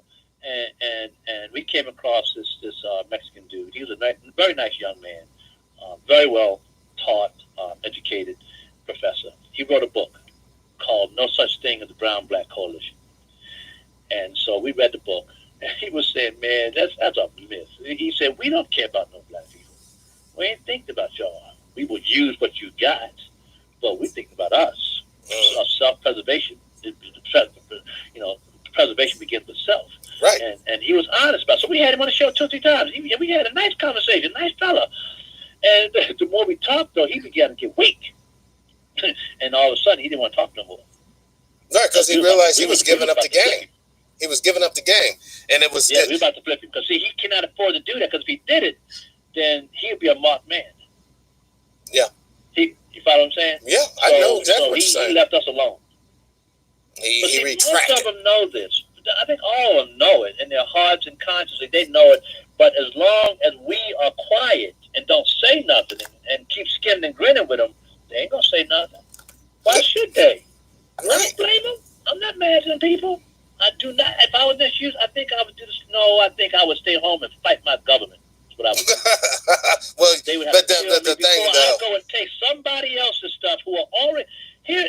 Here you are already oppressed in your country by the white man. And then I come up in the country and oppress you in the name of being against the white man. And I'm white. That don't make no sense. No, it doesn't. So no, for me, I think if I was a Hispanic Latino in Guatemala, El Salvador, Nicaragua, or in Russia or China or wherever, and my government is oppressing me or allowing others to oppress me, I'm going to take on my government, not the oppressing people, but my government, because they're the ones supposed to be protecting me.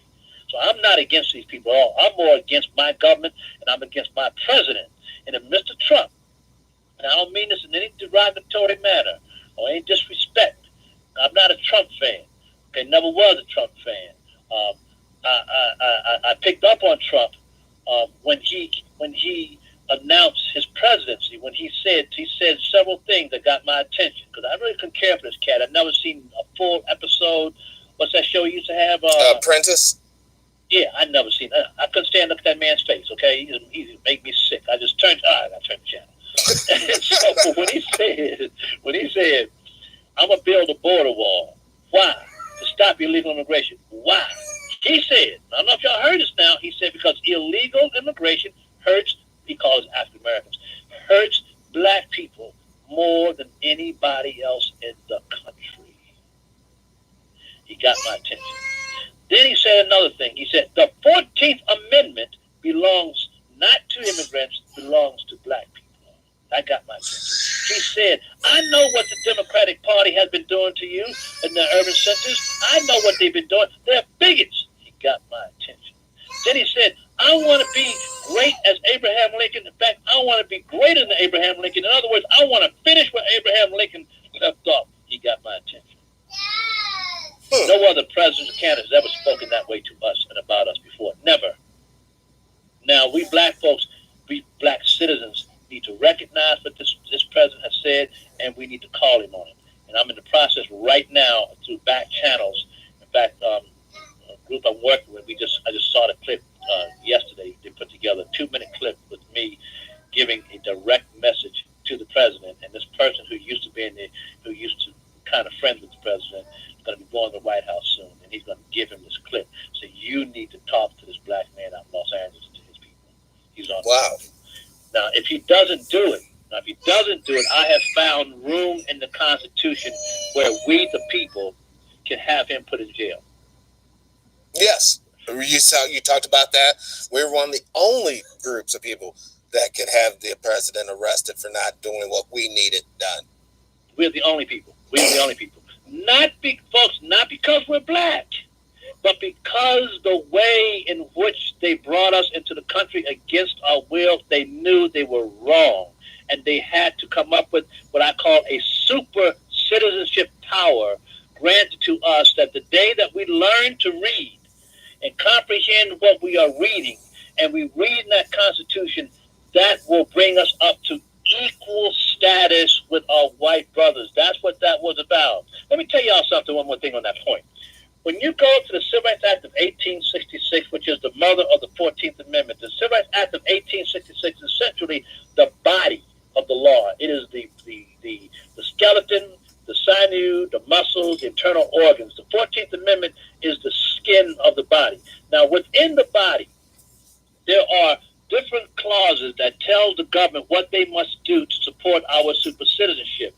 And in Section 2, right after Section 1, it says that any government official, and it doesn't say except the president, any government official who violates Section 1 can be arrested. Now, how do you do that? You go to the United States military. We have that power to go as a people. I can't do it individually, or you and me can't do it. But enough of us as a body collective politic, we can go to the Pentagon, to the Joint Chiefs of Staff, file our complaint against the president, and have him arrested. That's in the Constitution, y'all.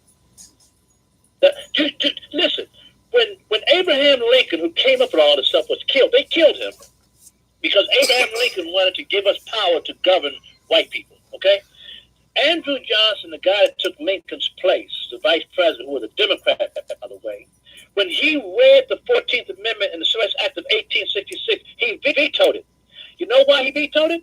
He said because it gives too much power to the freed slaves, to the blacks over white citizens.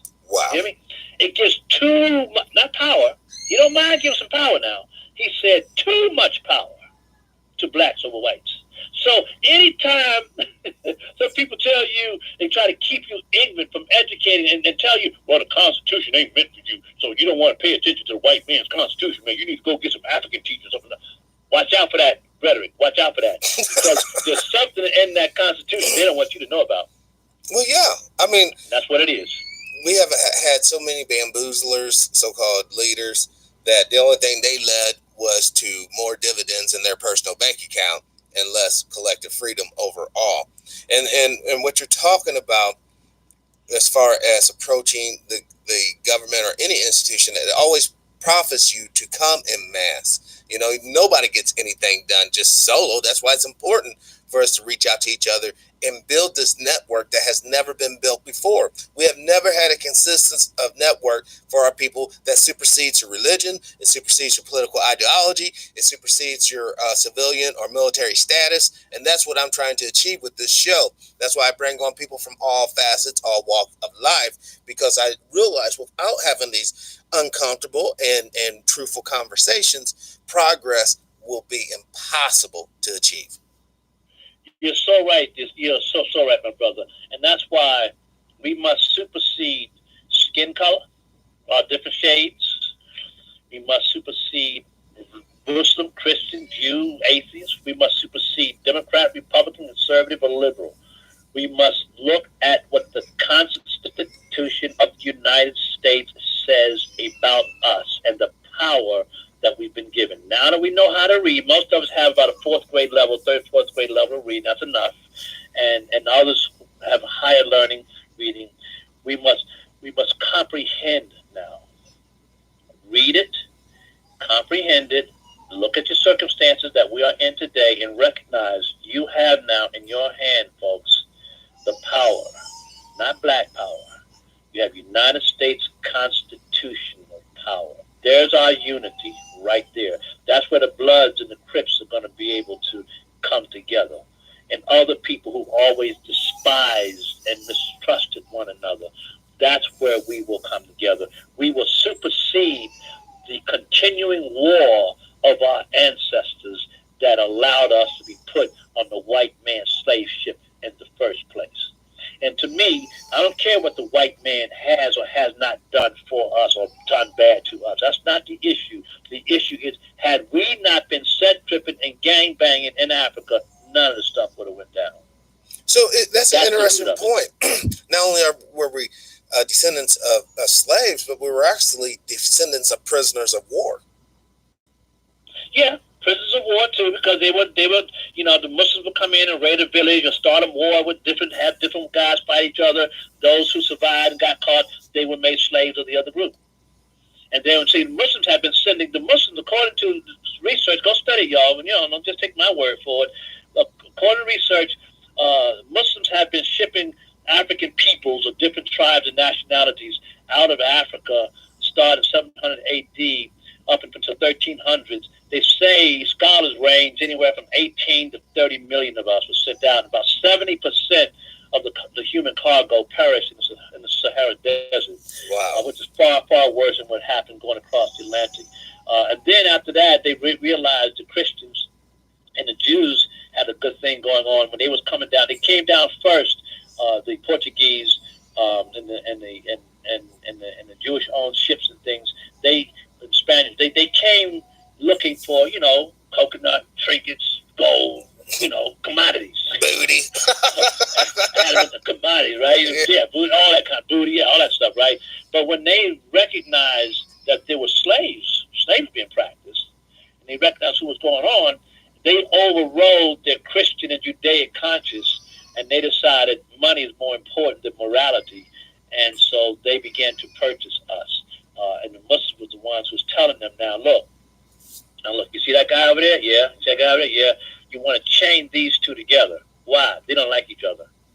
They hate each other. There is nothing that they will do to get along with one another. So put them together. They don't speak the same language, and that'll cut down on any kind of rebellion, even though there was some rebellion went on going over there, but that kind of kept it going. So we came off the slave ship chained in unity. Okay? And here's a controversial statement, y'all. As long as we were in the chains of the white man and chattel slavery, there was no murder between us. Violence was at a minimum. Why? Because we loved each other? No, because if I beat your butt, Brother Weaver, Master gonna whoop mine. Okay. There it is. There it is. You ain't hurt my property, boy. Get out. You ain't got no right messing with my property. That's horrible. then when slavery, when the white man took the chains off of us in 1865, that's when the murder rate began amongst us. And it increased all the way up to 1964 when we thought that the 1964 Civil Rights Act would make us a better people. Up until that time, we had the highest homicide rate than any other ethnic group in the country. The most oppressed people had the highest murder rate.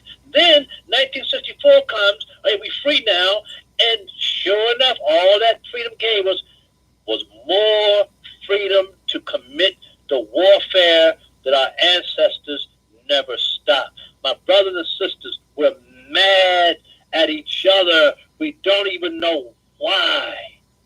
It almost sounds like a spell. We come to understand this, my brothers and sisters. That's the day we're going to have peace with one another. That's why the KKK put this sheet back on their beds, man. Why should they get out? The worst thing the KKK could do right now, that's why I don't be all this white nationalism stuff. Man, that was bullshit, excuse my language. Because that's the last thing these white racists want to do. Because the moment a group come out with white sheets on, everybody gonna come together. Bloods, Crips, everybody come together against a white man.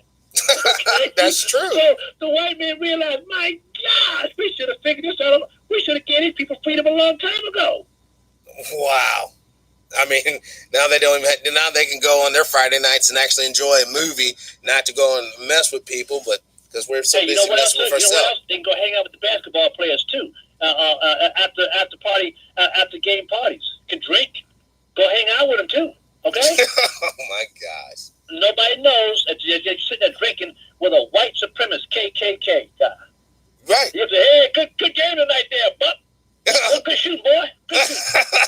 Well, he might be hip. He might know a little rap. Hey, that's my nigga out there on the court.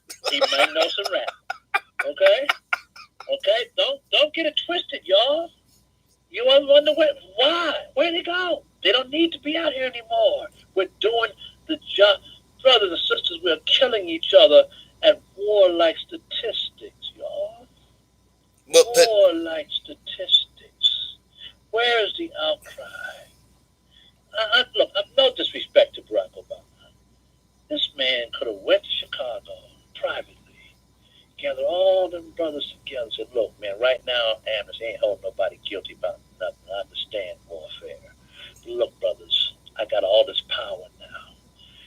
And what y'all want me to do? Give me some ideas, because I don't know you. I'm not one of y'all. I'm not a descendant of slaves. I'm more of a white guy. Okay, so I'm being very honest with you. What y'all want me to do? Not once. Where's Jesse? He lives right there in Chicago. Where's Mr. Farrakhan? Where's Al? Where's all these people we've given money and power to represent us? Where are they? We have been abandoned, y'all. Yes. You know why? Because it ain't got nothing to do with our skin color. It has to do with the same thing that put us on the slave ship. Money. The love of money is the root of all evil. And so when we go for reparations, y'all, try not to get too focused on material gain. Seek first the kingdom of God and his righteousness. And all these things will be added to you. And God's righteousness in this country has given us a super citizenship power that now is a time for us to learn to use. And all I want to do, I don't want to be your leader.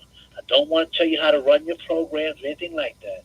I just want to give you a tool, a weapon, and I want to show you how to use it. And then you go and do what you got to do. That's called arming the rebellion there. All right, yeah. Mr. Hayes, you're arming the rebellion. That's what I'm doing. But the rebellion is mine. Yes. Not guns, y'all. Not guns. Whatever you don't pick up no bang, bang, shoot, bang, bang guns, because learn the lesson from the Indians. Oh, they're not here, are they? You quit. They fell for the gang. They fell for the bang, bang gang. That bang. Because that man makes the weapons and the bullets. You don't. He don't mind giving you weapons. He'll mind giving you some drugs to help you use them weapons against that nigga over there over there in the project. See, you don't mind? Let me lay one more thing on y'all before I go. Show you how this black power thing does not exist. There was a time the white man said the black man can't play basketball. It was illegal because the black man did not have the agility to play basketball. Way to prove that a myth. It was a lie. Okay. Now we run basketball as far as the floor goes. We make a lot of money, right? Right. Well, and the football players too, right? Who took a knee against the flag and all that kind of stuff. Well, if them brothers would simply come together and unionize, you could say, you know what? We ain't playing this week. And this is why we ain't playing this week. In fact, we're gonna start our own NBA, Nigga Basketball Association. Okay? We don't need you anymore. We don't need the Major League Baseball. We don't need Oscar in Hollywood. We got our own Hollywood. Believe me, you start your own NBA, folks. Believe me, white folks will fight each other to get into our shows and get into our games. Promise you. Well, yeah. So why can't we do it? I think because blackness does not make it happen, but the 14th Amendment will make it happen. But it's also the fear of death that won't make it happen, because we both know about Little Wall Street and other economic endeavors that as soon as you're doing something, then all suddenly your people are just pieced out. You're murdered. All right. But however, this time around, though, now we know this from history. We learned from history. This time around, folks, if we focus, because the people at Wall Street, we got to remember something now. Back then, they didn't know about no 14th Amendment. So what I can understand, all the movements down through time in America, civil rights movements, none of them until King came along even mentioned this 14th Amendment constitutional law. We were just talking. We were just doing things that we black. And that was good, too. But now that we have the law, they have to act. They have to act now. And we can protect ourselves from that kind of stuff. I'm not that worried about someone taking me out, frankly, about all this. Because what I'm saying, I believe, has alerted some people in this country, anonymous people who have some tremendous power that's keeping me safe and alive. There you go. Because I'm of interest to them. The other guys would like to take me, but I believe they said, you guys touch Ted, we taking one of y'all's. You see, I believe we can avoid. There's some very good people in our country who really care about us as human beings, not as black folks, but as human beings. And they want the best for us, but they're not going to give it to us. They want us to figure out some of this stuff, learn it on our own, become independent, and as we begin to do that, they will begin to back us up anonymously, and we'll start seeing things going our way. Well, that would be a nice day to see. Complaining about the white man and what we ain't got, and they're scared of this. No, they ain't gonna do nothing. So think about it, brother. We gotta get rid of that coward shit. We gotta quit being cowards, and we gotta stand up. Even if we get cut down, at least we get cut down as men and women. Listen, man. If I go down, then I went down. I went down for the right thing. We gotta remember something, y'all. I left my family, wife and 4 children, little children. I felt that convicted about our people living at the bottom of our society, going through what they were going through. 1985, I went to downtown LA, and I lived voluntarily, willfully, conscientiously on the city sidewalks of Skid Row for 8 years. Nobody in the history of our country has ever done that, not even King and them. I did it. Why? So I can feel what my people feel. I can taste it. I can see it. Go through it with them. So that one day when God offers the opportunity, I'll be able to speak from my heart and not from my head. And people will have to accept me whether they like me or not, but they have to accept the fact that I did do this. So there's gravitas there. And to look for answers. And I found them. See? So I made that commitment. Now, I didn't abandon my family because we're friends. I love them. We're wrong. I hurt my family by doing that, but we've been growing through it because they're all grown now, and I have grandchildren, great-grandchild, taking my lifetime. Now, I was almost killed on the streets, out there and whatnot. God kept me safe till this day for a reason. And if I have to leave today or tomorrow, then Hugh's saying to me, Ted, your job is done. Don't worry about it. Come on home. I'm done. That's cool with me. if not, he'll keep me here. And folks, I did it. You can do it. I'm not saying you should go live on the streets. I'm just saying, you gotta trust in the Lord, overcome your fear, stand up for that which is true, and He'll bless you all the way through. Yes, I mean that's the epitome of manhood. You have don't to. Hate nobody, y'all. You don't hate nobody. Don't hate nobody. White, brown, red, black, yellow. Even people trying to do us harm. Don't hate them. Just because hatred only hurts you. The proverb says hatred is the rottenness, the cancer of the body, the cancer of the bone. That's another reason why people are so sick physically. Yes. Be hating on each other. We don't even know why we hate. I think a lot of people are basically not dealing with the spiritual aspect to this reality. And you alluded to that in the original statement about people fighting in Africa, and it was being used against them in slavery. Well, where did the fight originated from? Why were they fighting to begin with? And, once again, people don't understand. It's very easy to cast a spell on a group of people. And it does have quantitative, measurable effects, because you can look at time and see how these people are declining. Yeah. And, if I'm upset with me, I'm in the Butanga tribe, let's say, and I'm upset with me. I got an issue with me behind something somebody did to me in the tribe, and I got this hatred starting, revenge, and I become a strong brother. I start kicking ass. Excuse my language. I start taking over. Then I get my people follow me. Then we start kicking butt in other people, and come to find out, the original crime was me hating me. See, if I loved and accepted me, or forgave who hurt me, I would not have spread that hatred to others. As the scripture says, a root of bitterness will destroy many. Oh yes, because even though Hitler, as nasty as he was, when you look at his childhood and look at how he was treated as a teenager, I'm not justified, but you can understand why he got so pissed off, especially at Jews. Well, yeah, I mean, if you're in Paris and you're basically a rent boy, that does kind of hit you where you sit at kind of hard. Cat was homeless. Yeah. He was homeless. You see, so I can understand that, but see, you know where the real beef is, y'all? It's with our spiritual leaders, even in Africa. Because the spiritual leaders had control over the kings, you see. Same in this country. Spiritual leaders, our ministers, our rabbis, our imams, our gurus, our whatever these men and women of God call themselves, they are the real cornerstone for what is wrong within our society. That's the issue. And bringing it home to these Christians, these black Christians, turn the TV on sometime and watch some of these gospel shows. Oh, they're awful. Look at how the people be decked out. They're look awful. At how they be shouting the name of Jesus and praise the Lord. And look at these big churches and how they fly around their airplanes and cars and $400 suits. And then you look at the neighborhoods and see the devastation of black people. You got to say, wait a minute, is God hearing our prayers or what? Apparently he ain't here. And that's because our preachers have sold us out. Think they have the sheep. Think they haven't. Brother Ted, that was powerful. I mean, you're gonna make a lot of enemies with that truth. Well, he said that Bishop Cliff's dollar's wrong.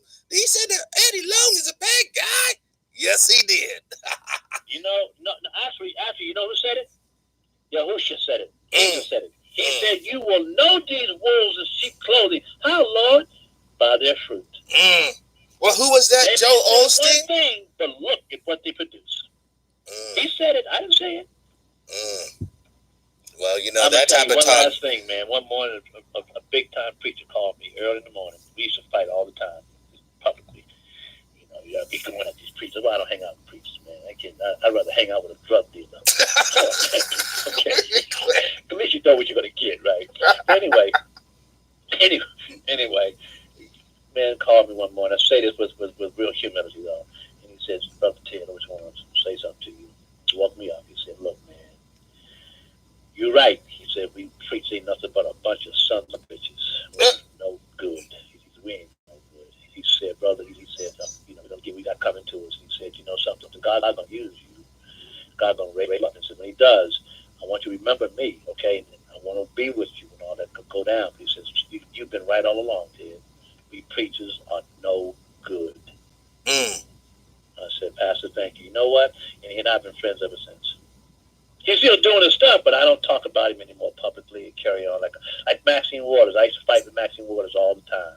You know, she and I have been friends for years. In fact, I just had a dream about her last night before last. I love Maxine Waters.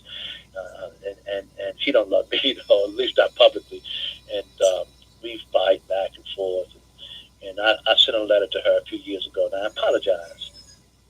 I said, sister, I'm so sorry that I disrespected you. It's one thing to disagree with you, but to call you Queen Maxine and all out your name in the public and carry on, and that's wrong on my part. And to respect you, one, because you hold office. Two, you are my elder.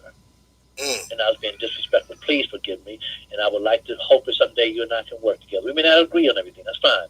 But I'd like to be able to work. She not responding to it, of course. But that's the point I'm making is I've had to make some changes in my life, even with the illegal alien thing. When I first woke up, I was brutal. I was on Fox News. So they said, so what you think? I said they need to take their babies and go home. I was cruel, but I realized as I got older and more mature, I realized something. You know, brother, you and I be sitting at a bar having a drink or something. We'd be good, but what happened?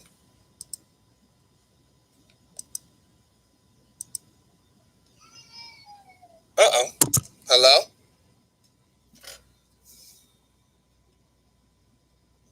Just try to get your hands around my throat. I do anything. If I gotta bite you, I'm gonna get your hands around my throat. Okay, the point I'm making is, when I woke up to being attacked, yeah, I responded as any human being will respond. But now that I've grown older, I realize, man, these people are hurting, man. I feel sorry for them, really. I feel sorry for them because they don't have an identity. They ain't got nothing. They so bad off, they gotta steal other people's identity. That's pretty bad, brother. That's that pretty you bad. are so upset with your existence, you gotta steal someone else's identity. People like that need prayer, they need our love, they need our understanding, and they need our help. Yes. But we can't help them by them staying here because they will destroy us. And if we're destroyed, that 14th Amendment power that we can use to help them, that'll be gone. But now, if they listen to us, I've been trying for years to sit down with Raza and negotiate with them an amicable arrangement whereby we are of a true brown-black coalition and are sisters to one another. But they can't stay here. They have to go home, and we'll go with them to help them to deal with them countries down there, and we will protest the United States of America. I am willing to get with some illegal aliens, and I am willing to march with them and the Minutemen together in the streets of America, protesting the United States government for its interference in those countries and its failure to rectify its wrongdoings. I want to do that. I am willing to say to the illegal alien, okay, you can kick it here with us in sanctuary for a minute. Yeah, I'm down with all that. I understand you cats down there want to murder y'all and all that kind of stuff. So, but you must work with us to learn what civil rights is and how we, as black citizens, had to fight within this country, and we will show you how to do that in your country. But you can't stay here, though. Brother Weaver, Cat just ran me up out of my house. My family ran me out of my house. I run up into your house, break through the door. I'm in your house. They say, whoa, brother, what's going on, man? You breaking my house here, man. They ran out of my house. They listen here, I'll tell you what, you can stay with me for a few days. We're going to work it out, and we're going to go together to get your house back. Right. But you can't stay here, because I got my own wife and children to take care of. And that's the simple way of looking at it. People don't understand it. It really is just that simple. You know, and brother, had they come, especially those black folks, hat in hand, hey, Migo, que paso? Listen, man, they messing us over down in Mexico and Guatemala, El Salvador. We don't want to be taking that from y'all, but can we kick it with y'all for a minute until we can figure this thing out?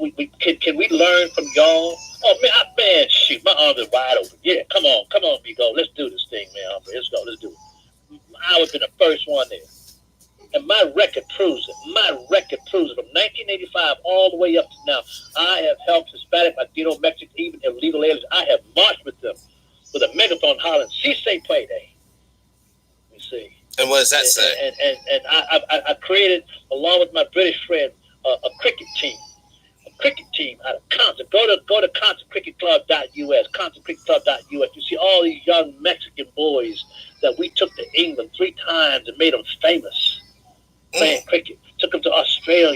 helped them out of their gang issue, went to court with the one brother got involved with a drive-by shooting, and his whole family couldn't help him. We went and we testified on his behalf. If I hated Mexicans, you think I would spend all that kind of time with them? No, you wouldn't. I'm the best friend Hispanic Latino people have. I am. It's gonna be proven too one day. I'm their best friend. They ain't gonna find a better friend than me. It sounds like you're a friend to all people, so brother.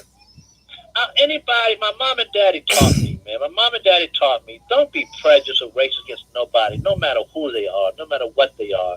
Stand up for yourself and stand up for other people who can't stand for themselves. If you're Asian, Indian, I don't care who, Muslim, if you are, look, man, when that whole Serbian thing was happening with the Muslims being started over there in Croatia, I was the only public figure here in LA who would dare go and stand with the leading Muslim in this region on a public platform and put my arms around him and call for the cessation of the murder of Muslims. I'm the only one.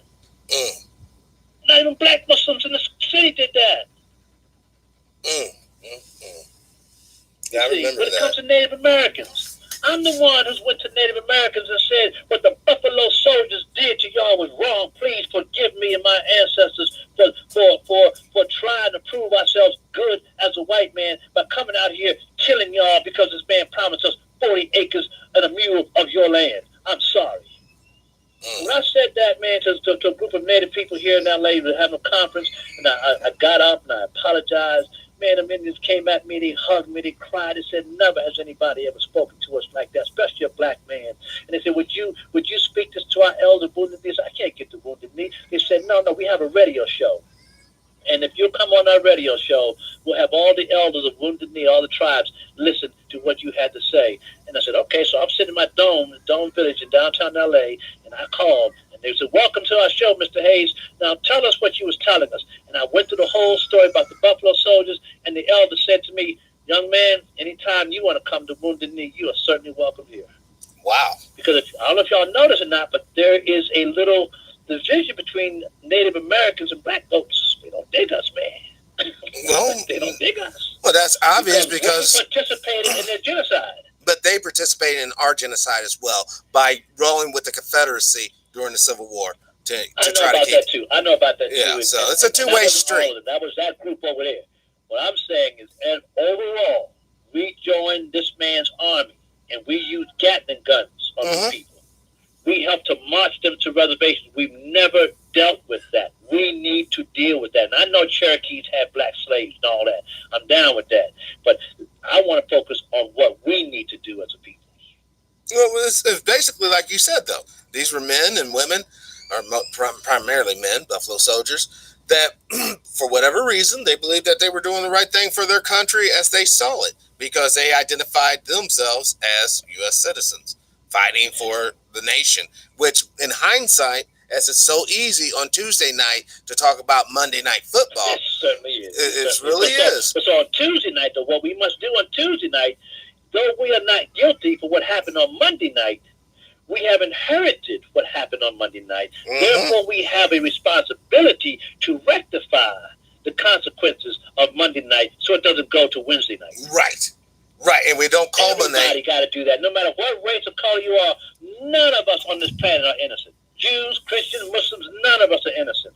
We all have inherited, we are all innocent. None of us are guilty. We have all inherited our ancestors' failures. And successes in some cases as well. I'm sorry? And we also inherit their failures and successes. You know, if they were able to Well, see, we like to focus on the successes, though. For example, I hear people saying, you know, the Americans be saying, reparations, well, that happened way back then. That's old. That's it. And I said, well, wait a minute, don't you celebrate the 4th of July? That happened way back then. That's a revolution. You get the benefits of it. Well, didn't we just celebrate Easter? You get me with that. That happened way back then. But that's just a way of shutting you down. You know, oh, we don't have to talk about it because it's already been discussed, brother. Don't you remember? Like, no.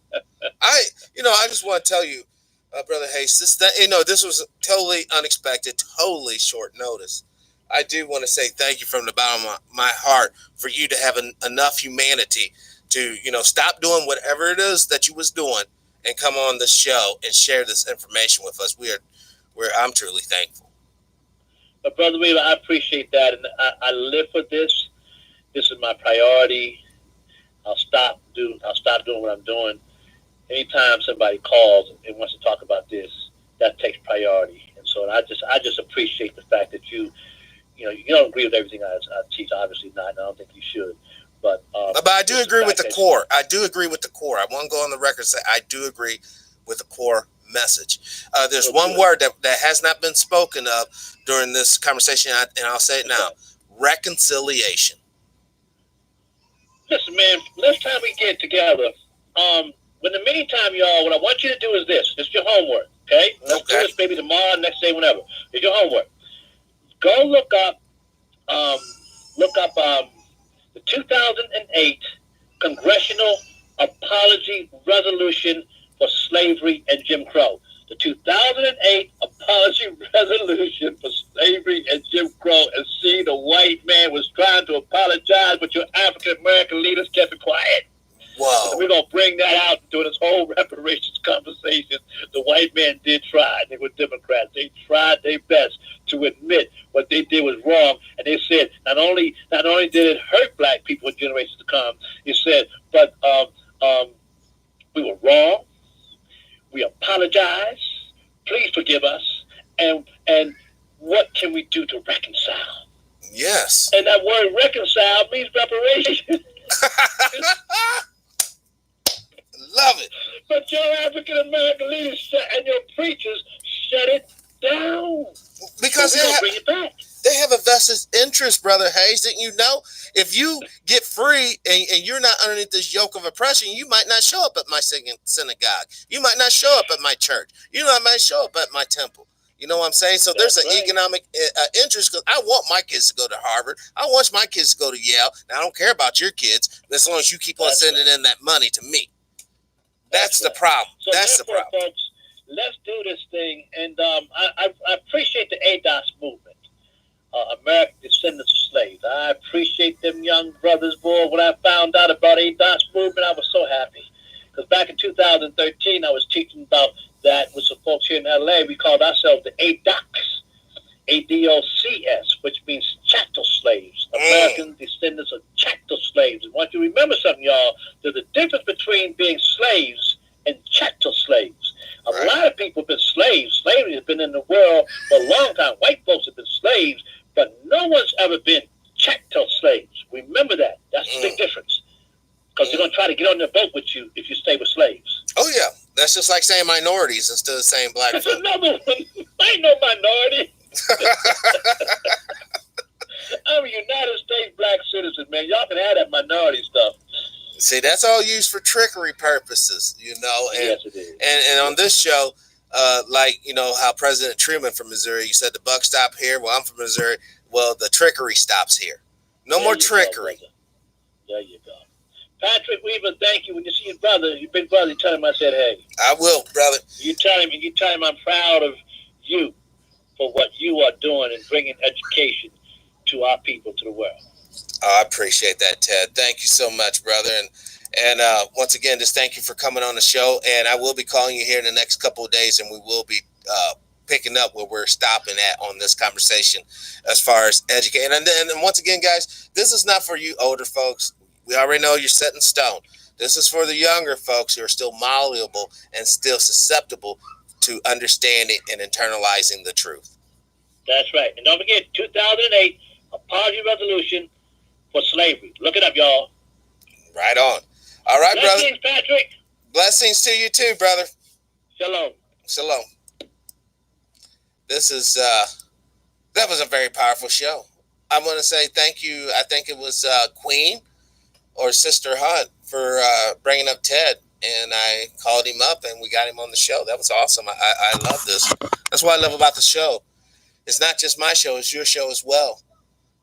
Nacer, Cobra, Queen, Derek, Sister Hunt, Sister CJ, You know, even though Brother Nick and Brother Albert aren't here, they're in our thoughts. This is our show, guys. And all the other contributors. The Elder popped in. Leonard. We have a lot of contributors to our little show.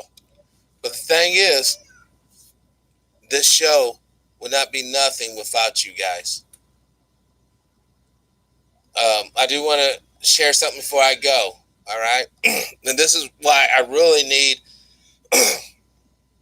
not so much, donations and stuff are always awesome. Trust me on that. But I really need you guys to share the videos on your Facebook, your Twitter, your Instagram, because I want to show you what's happening. I know I've been kind of shadow banned on YouTube here. Hold on. So, this is what has happened. And I want to show everybody this. So everybody, we're at, about 2,300 subscribers. We're at 800,000 watch time minutes, which is down. Everything's down. Everything's coming down. Now, I know some of that has been because a lot of people are going back to work now because, it's work time. It's summertime. So a lot of people don't have time to watch videos like they used to. But some of this is also because I've been reaching out to other people and they cannot literally find the videos that I'm posting. I'm going live. It's not showing up. They physically got to type out my whole TruePowerIsMine YouTube to even get to the channel. So, that's what it is. But, like I said, I'm working on trying to befriend people at YouTube, trying to figure out what I'm doing wrong to get shadow banned to begin with. And we're working on that. But, I just want to remind everybody, Mark from Anaheim, Rhonda Harper will be on May 3rd, 5 p.m. It's a Friday. I'm looking to have on more people between now and then. I can't really tell you exactly who. I want to thank Brother Phil Pompeo. He's out there right now up in the United Nations, him and Queen Ambassador. Both up there doing our thing for indigenous folks. And I want to thank General Gravitz and the Buffalo Soldiers that I've had on the show as well. Like I said, this show is not the run-of-the-mill deal.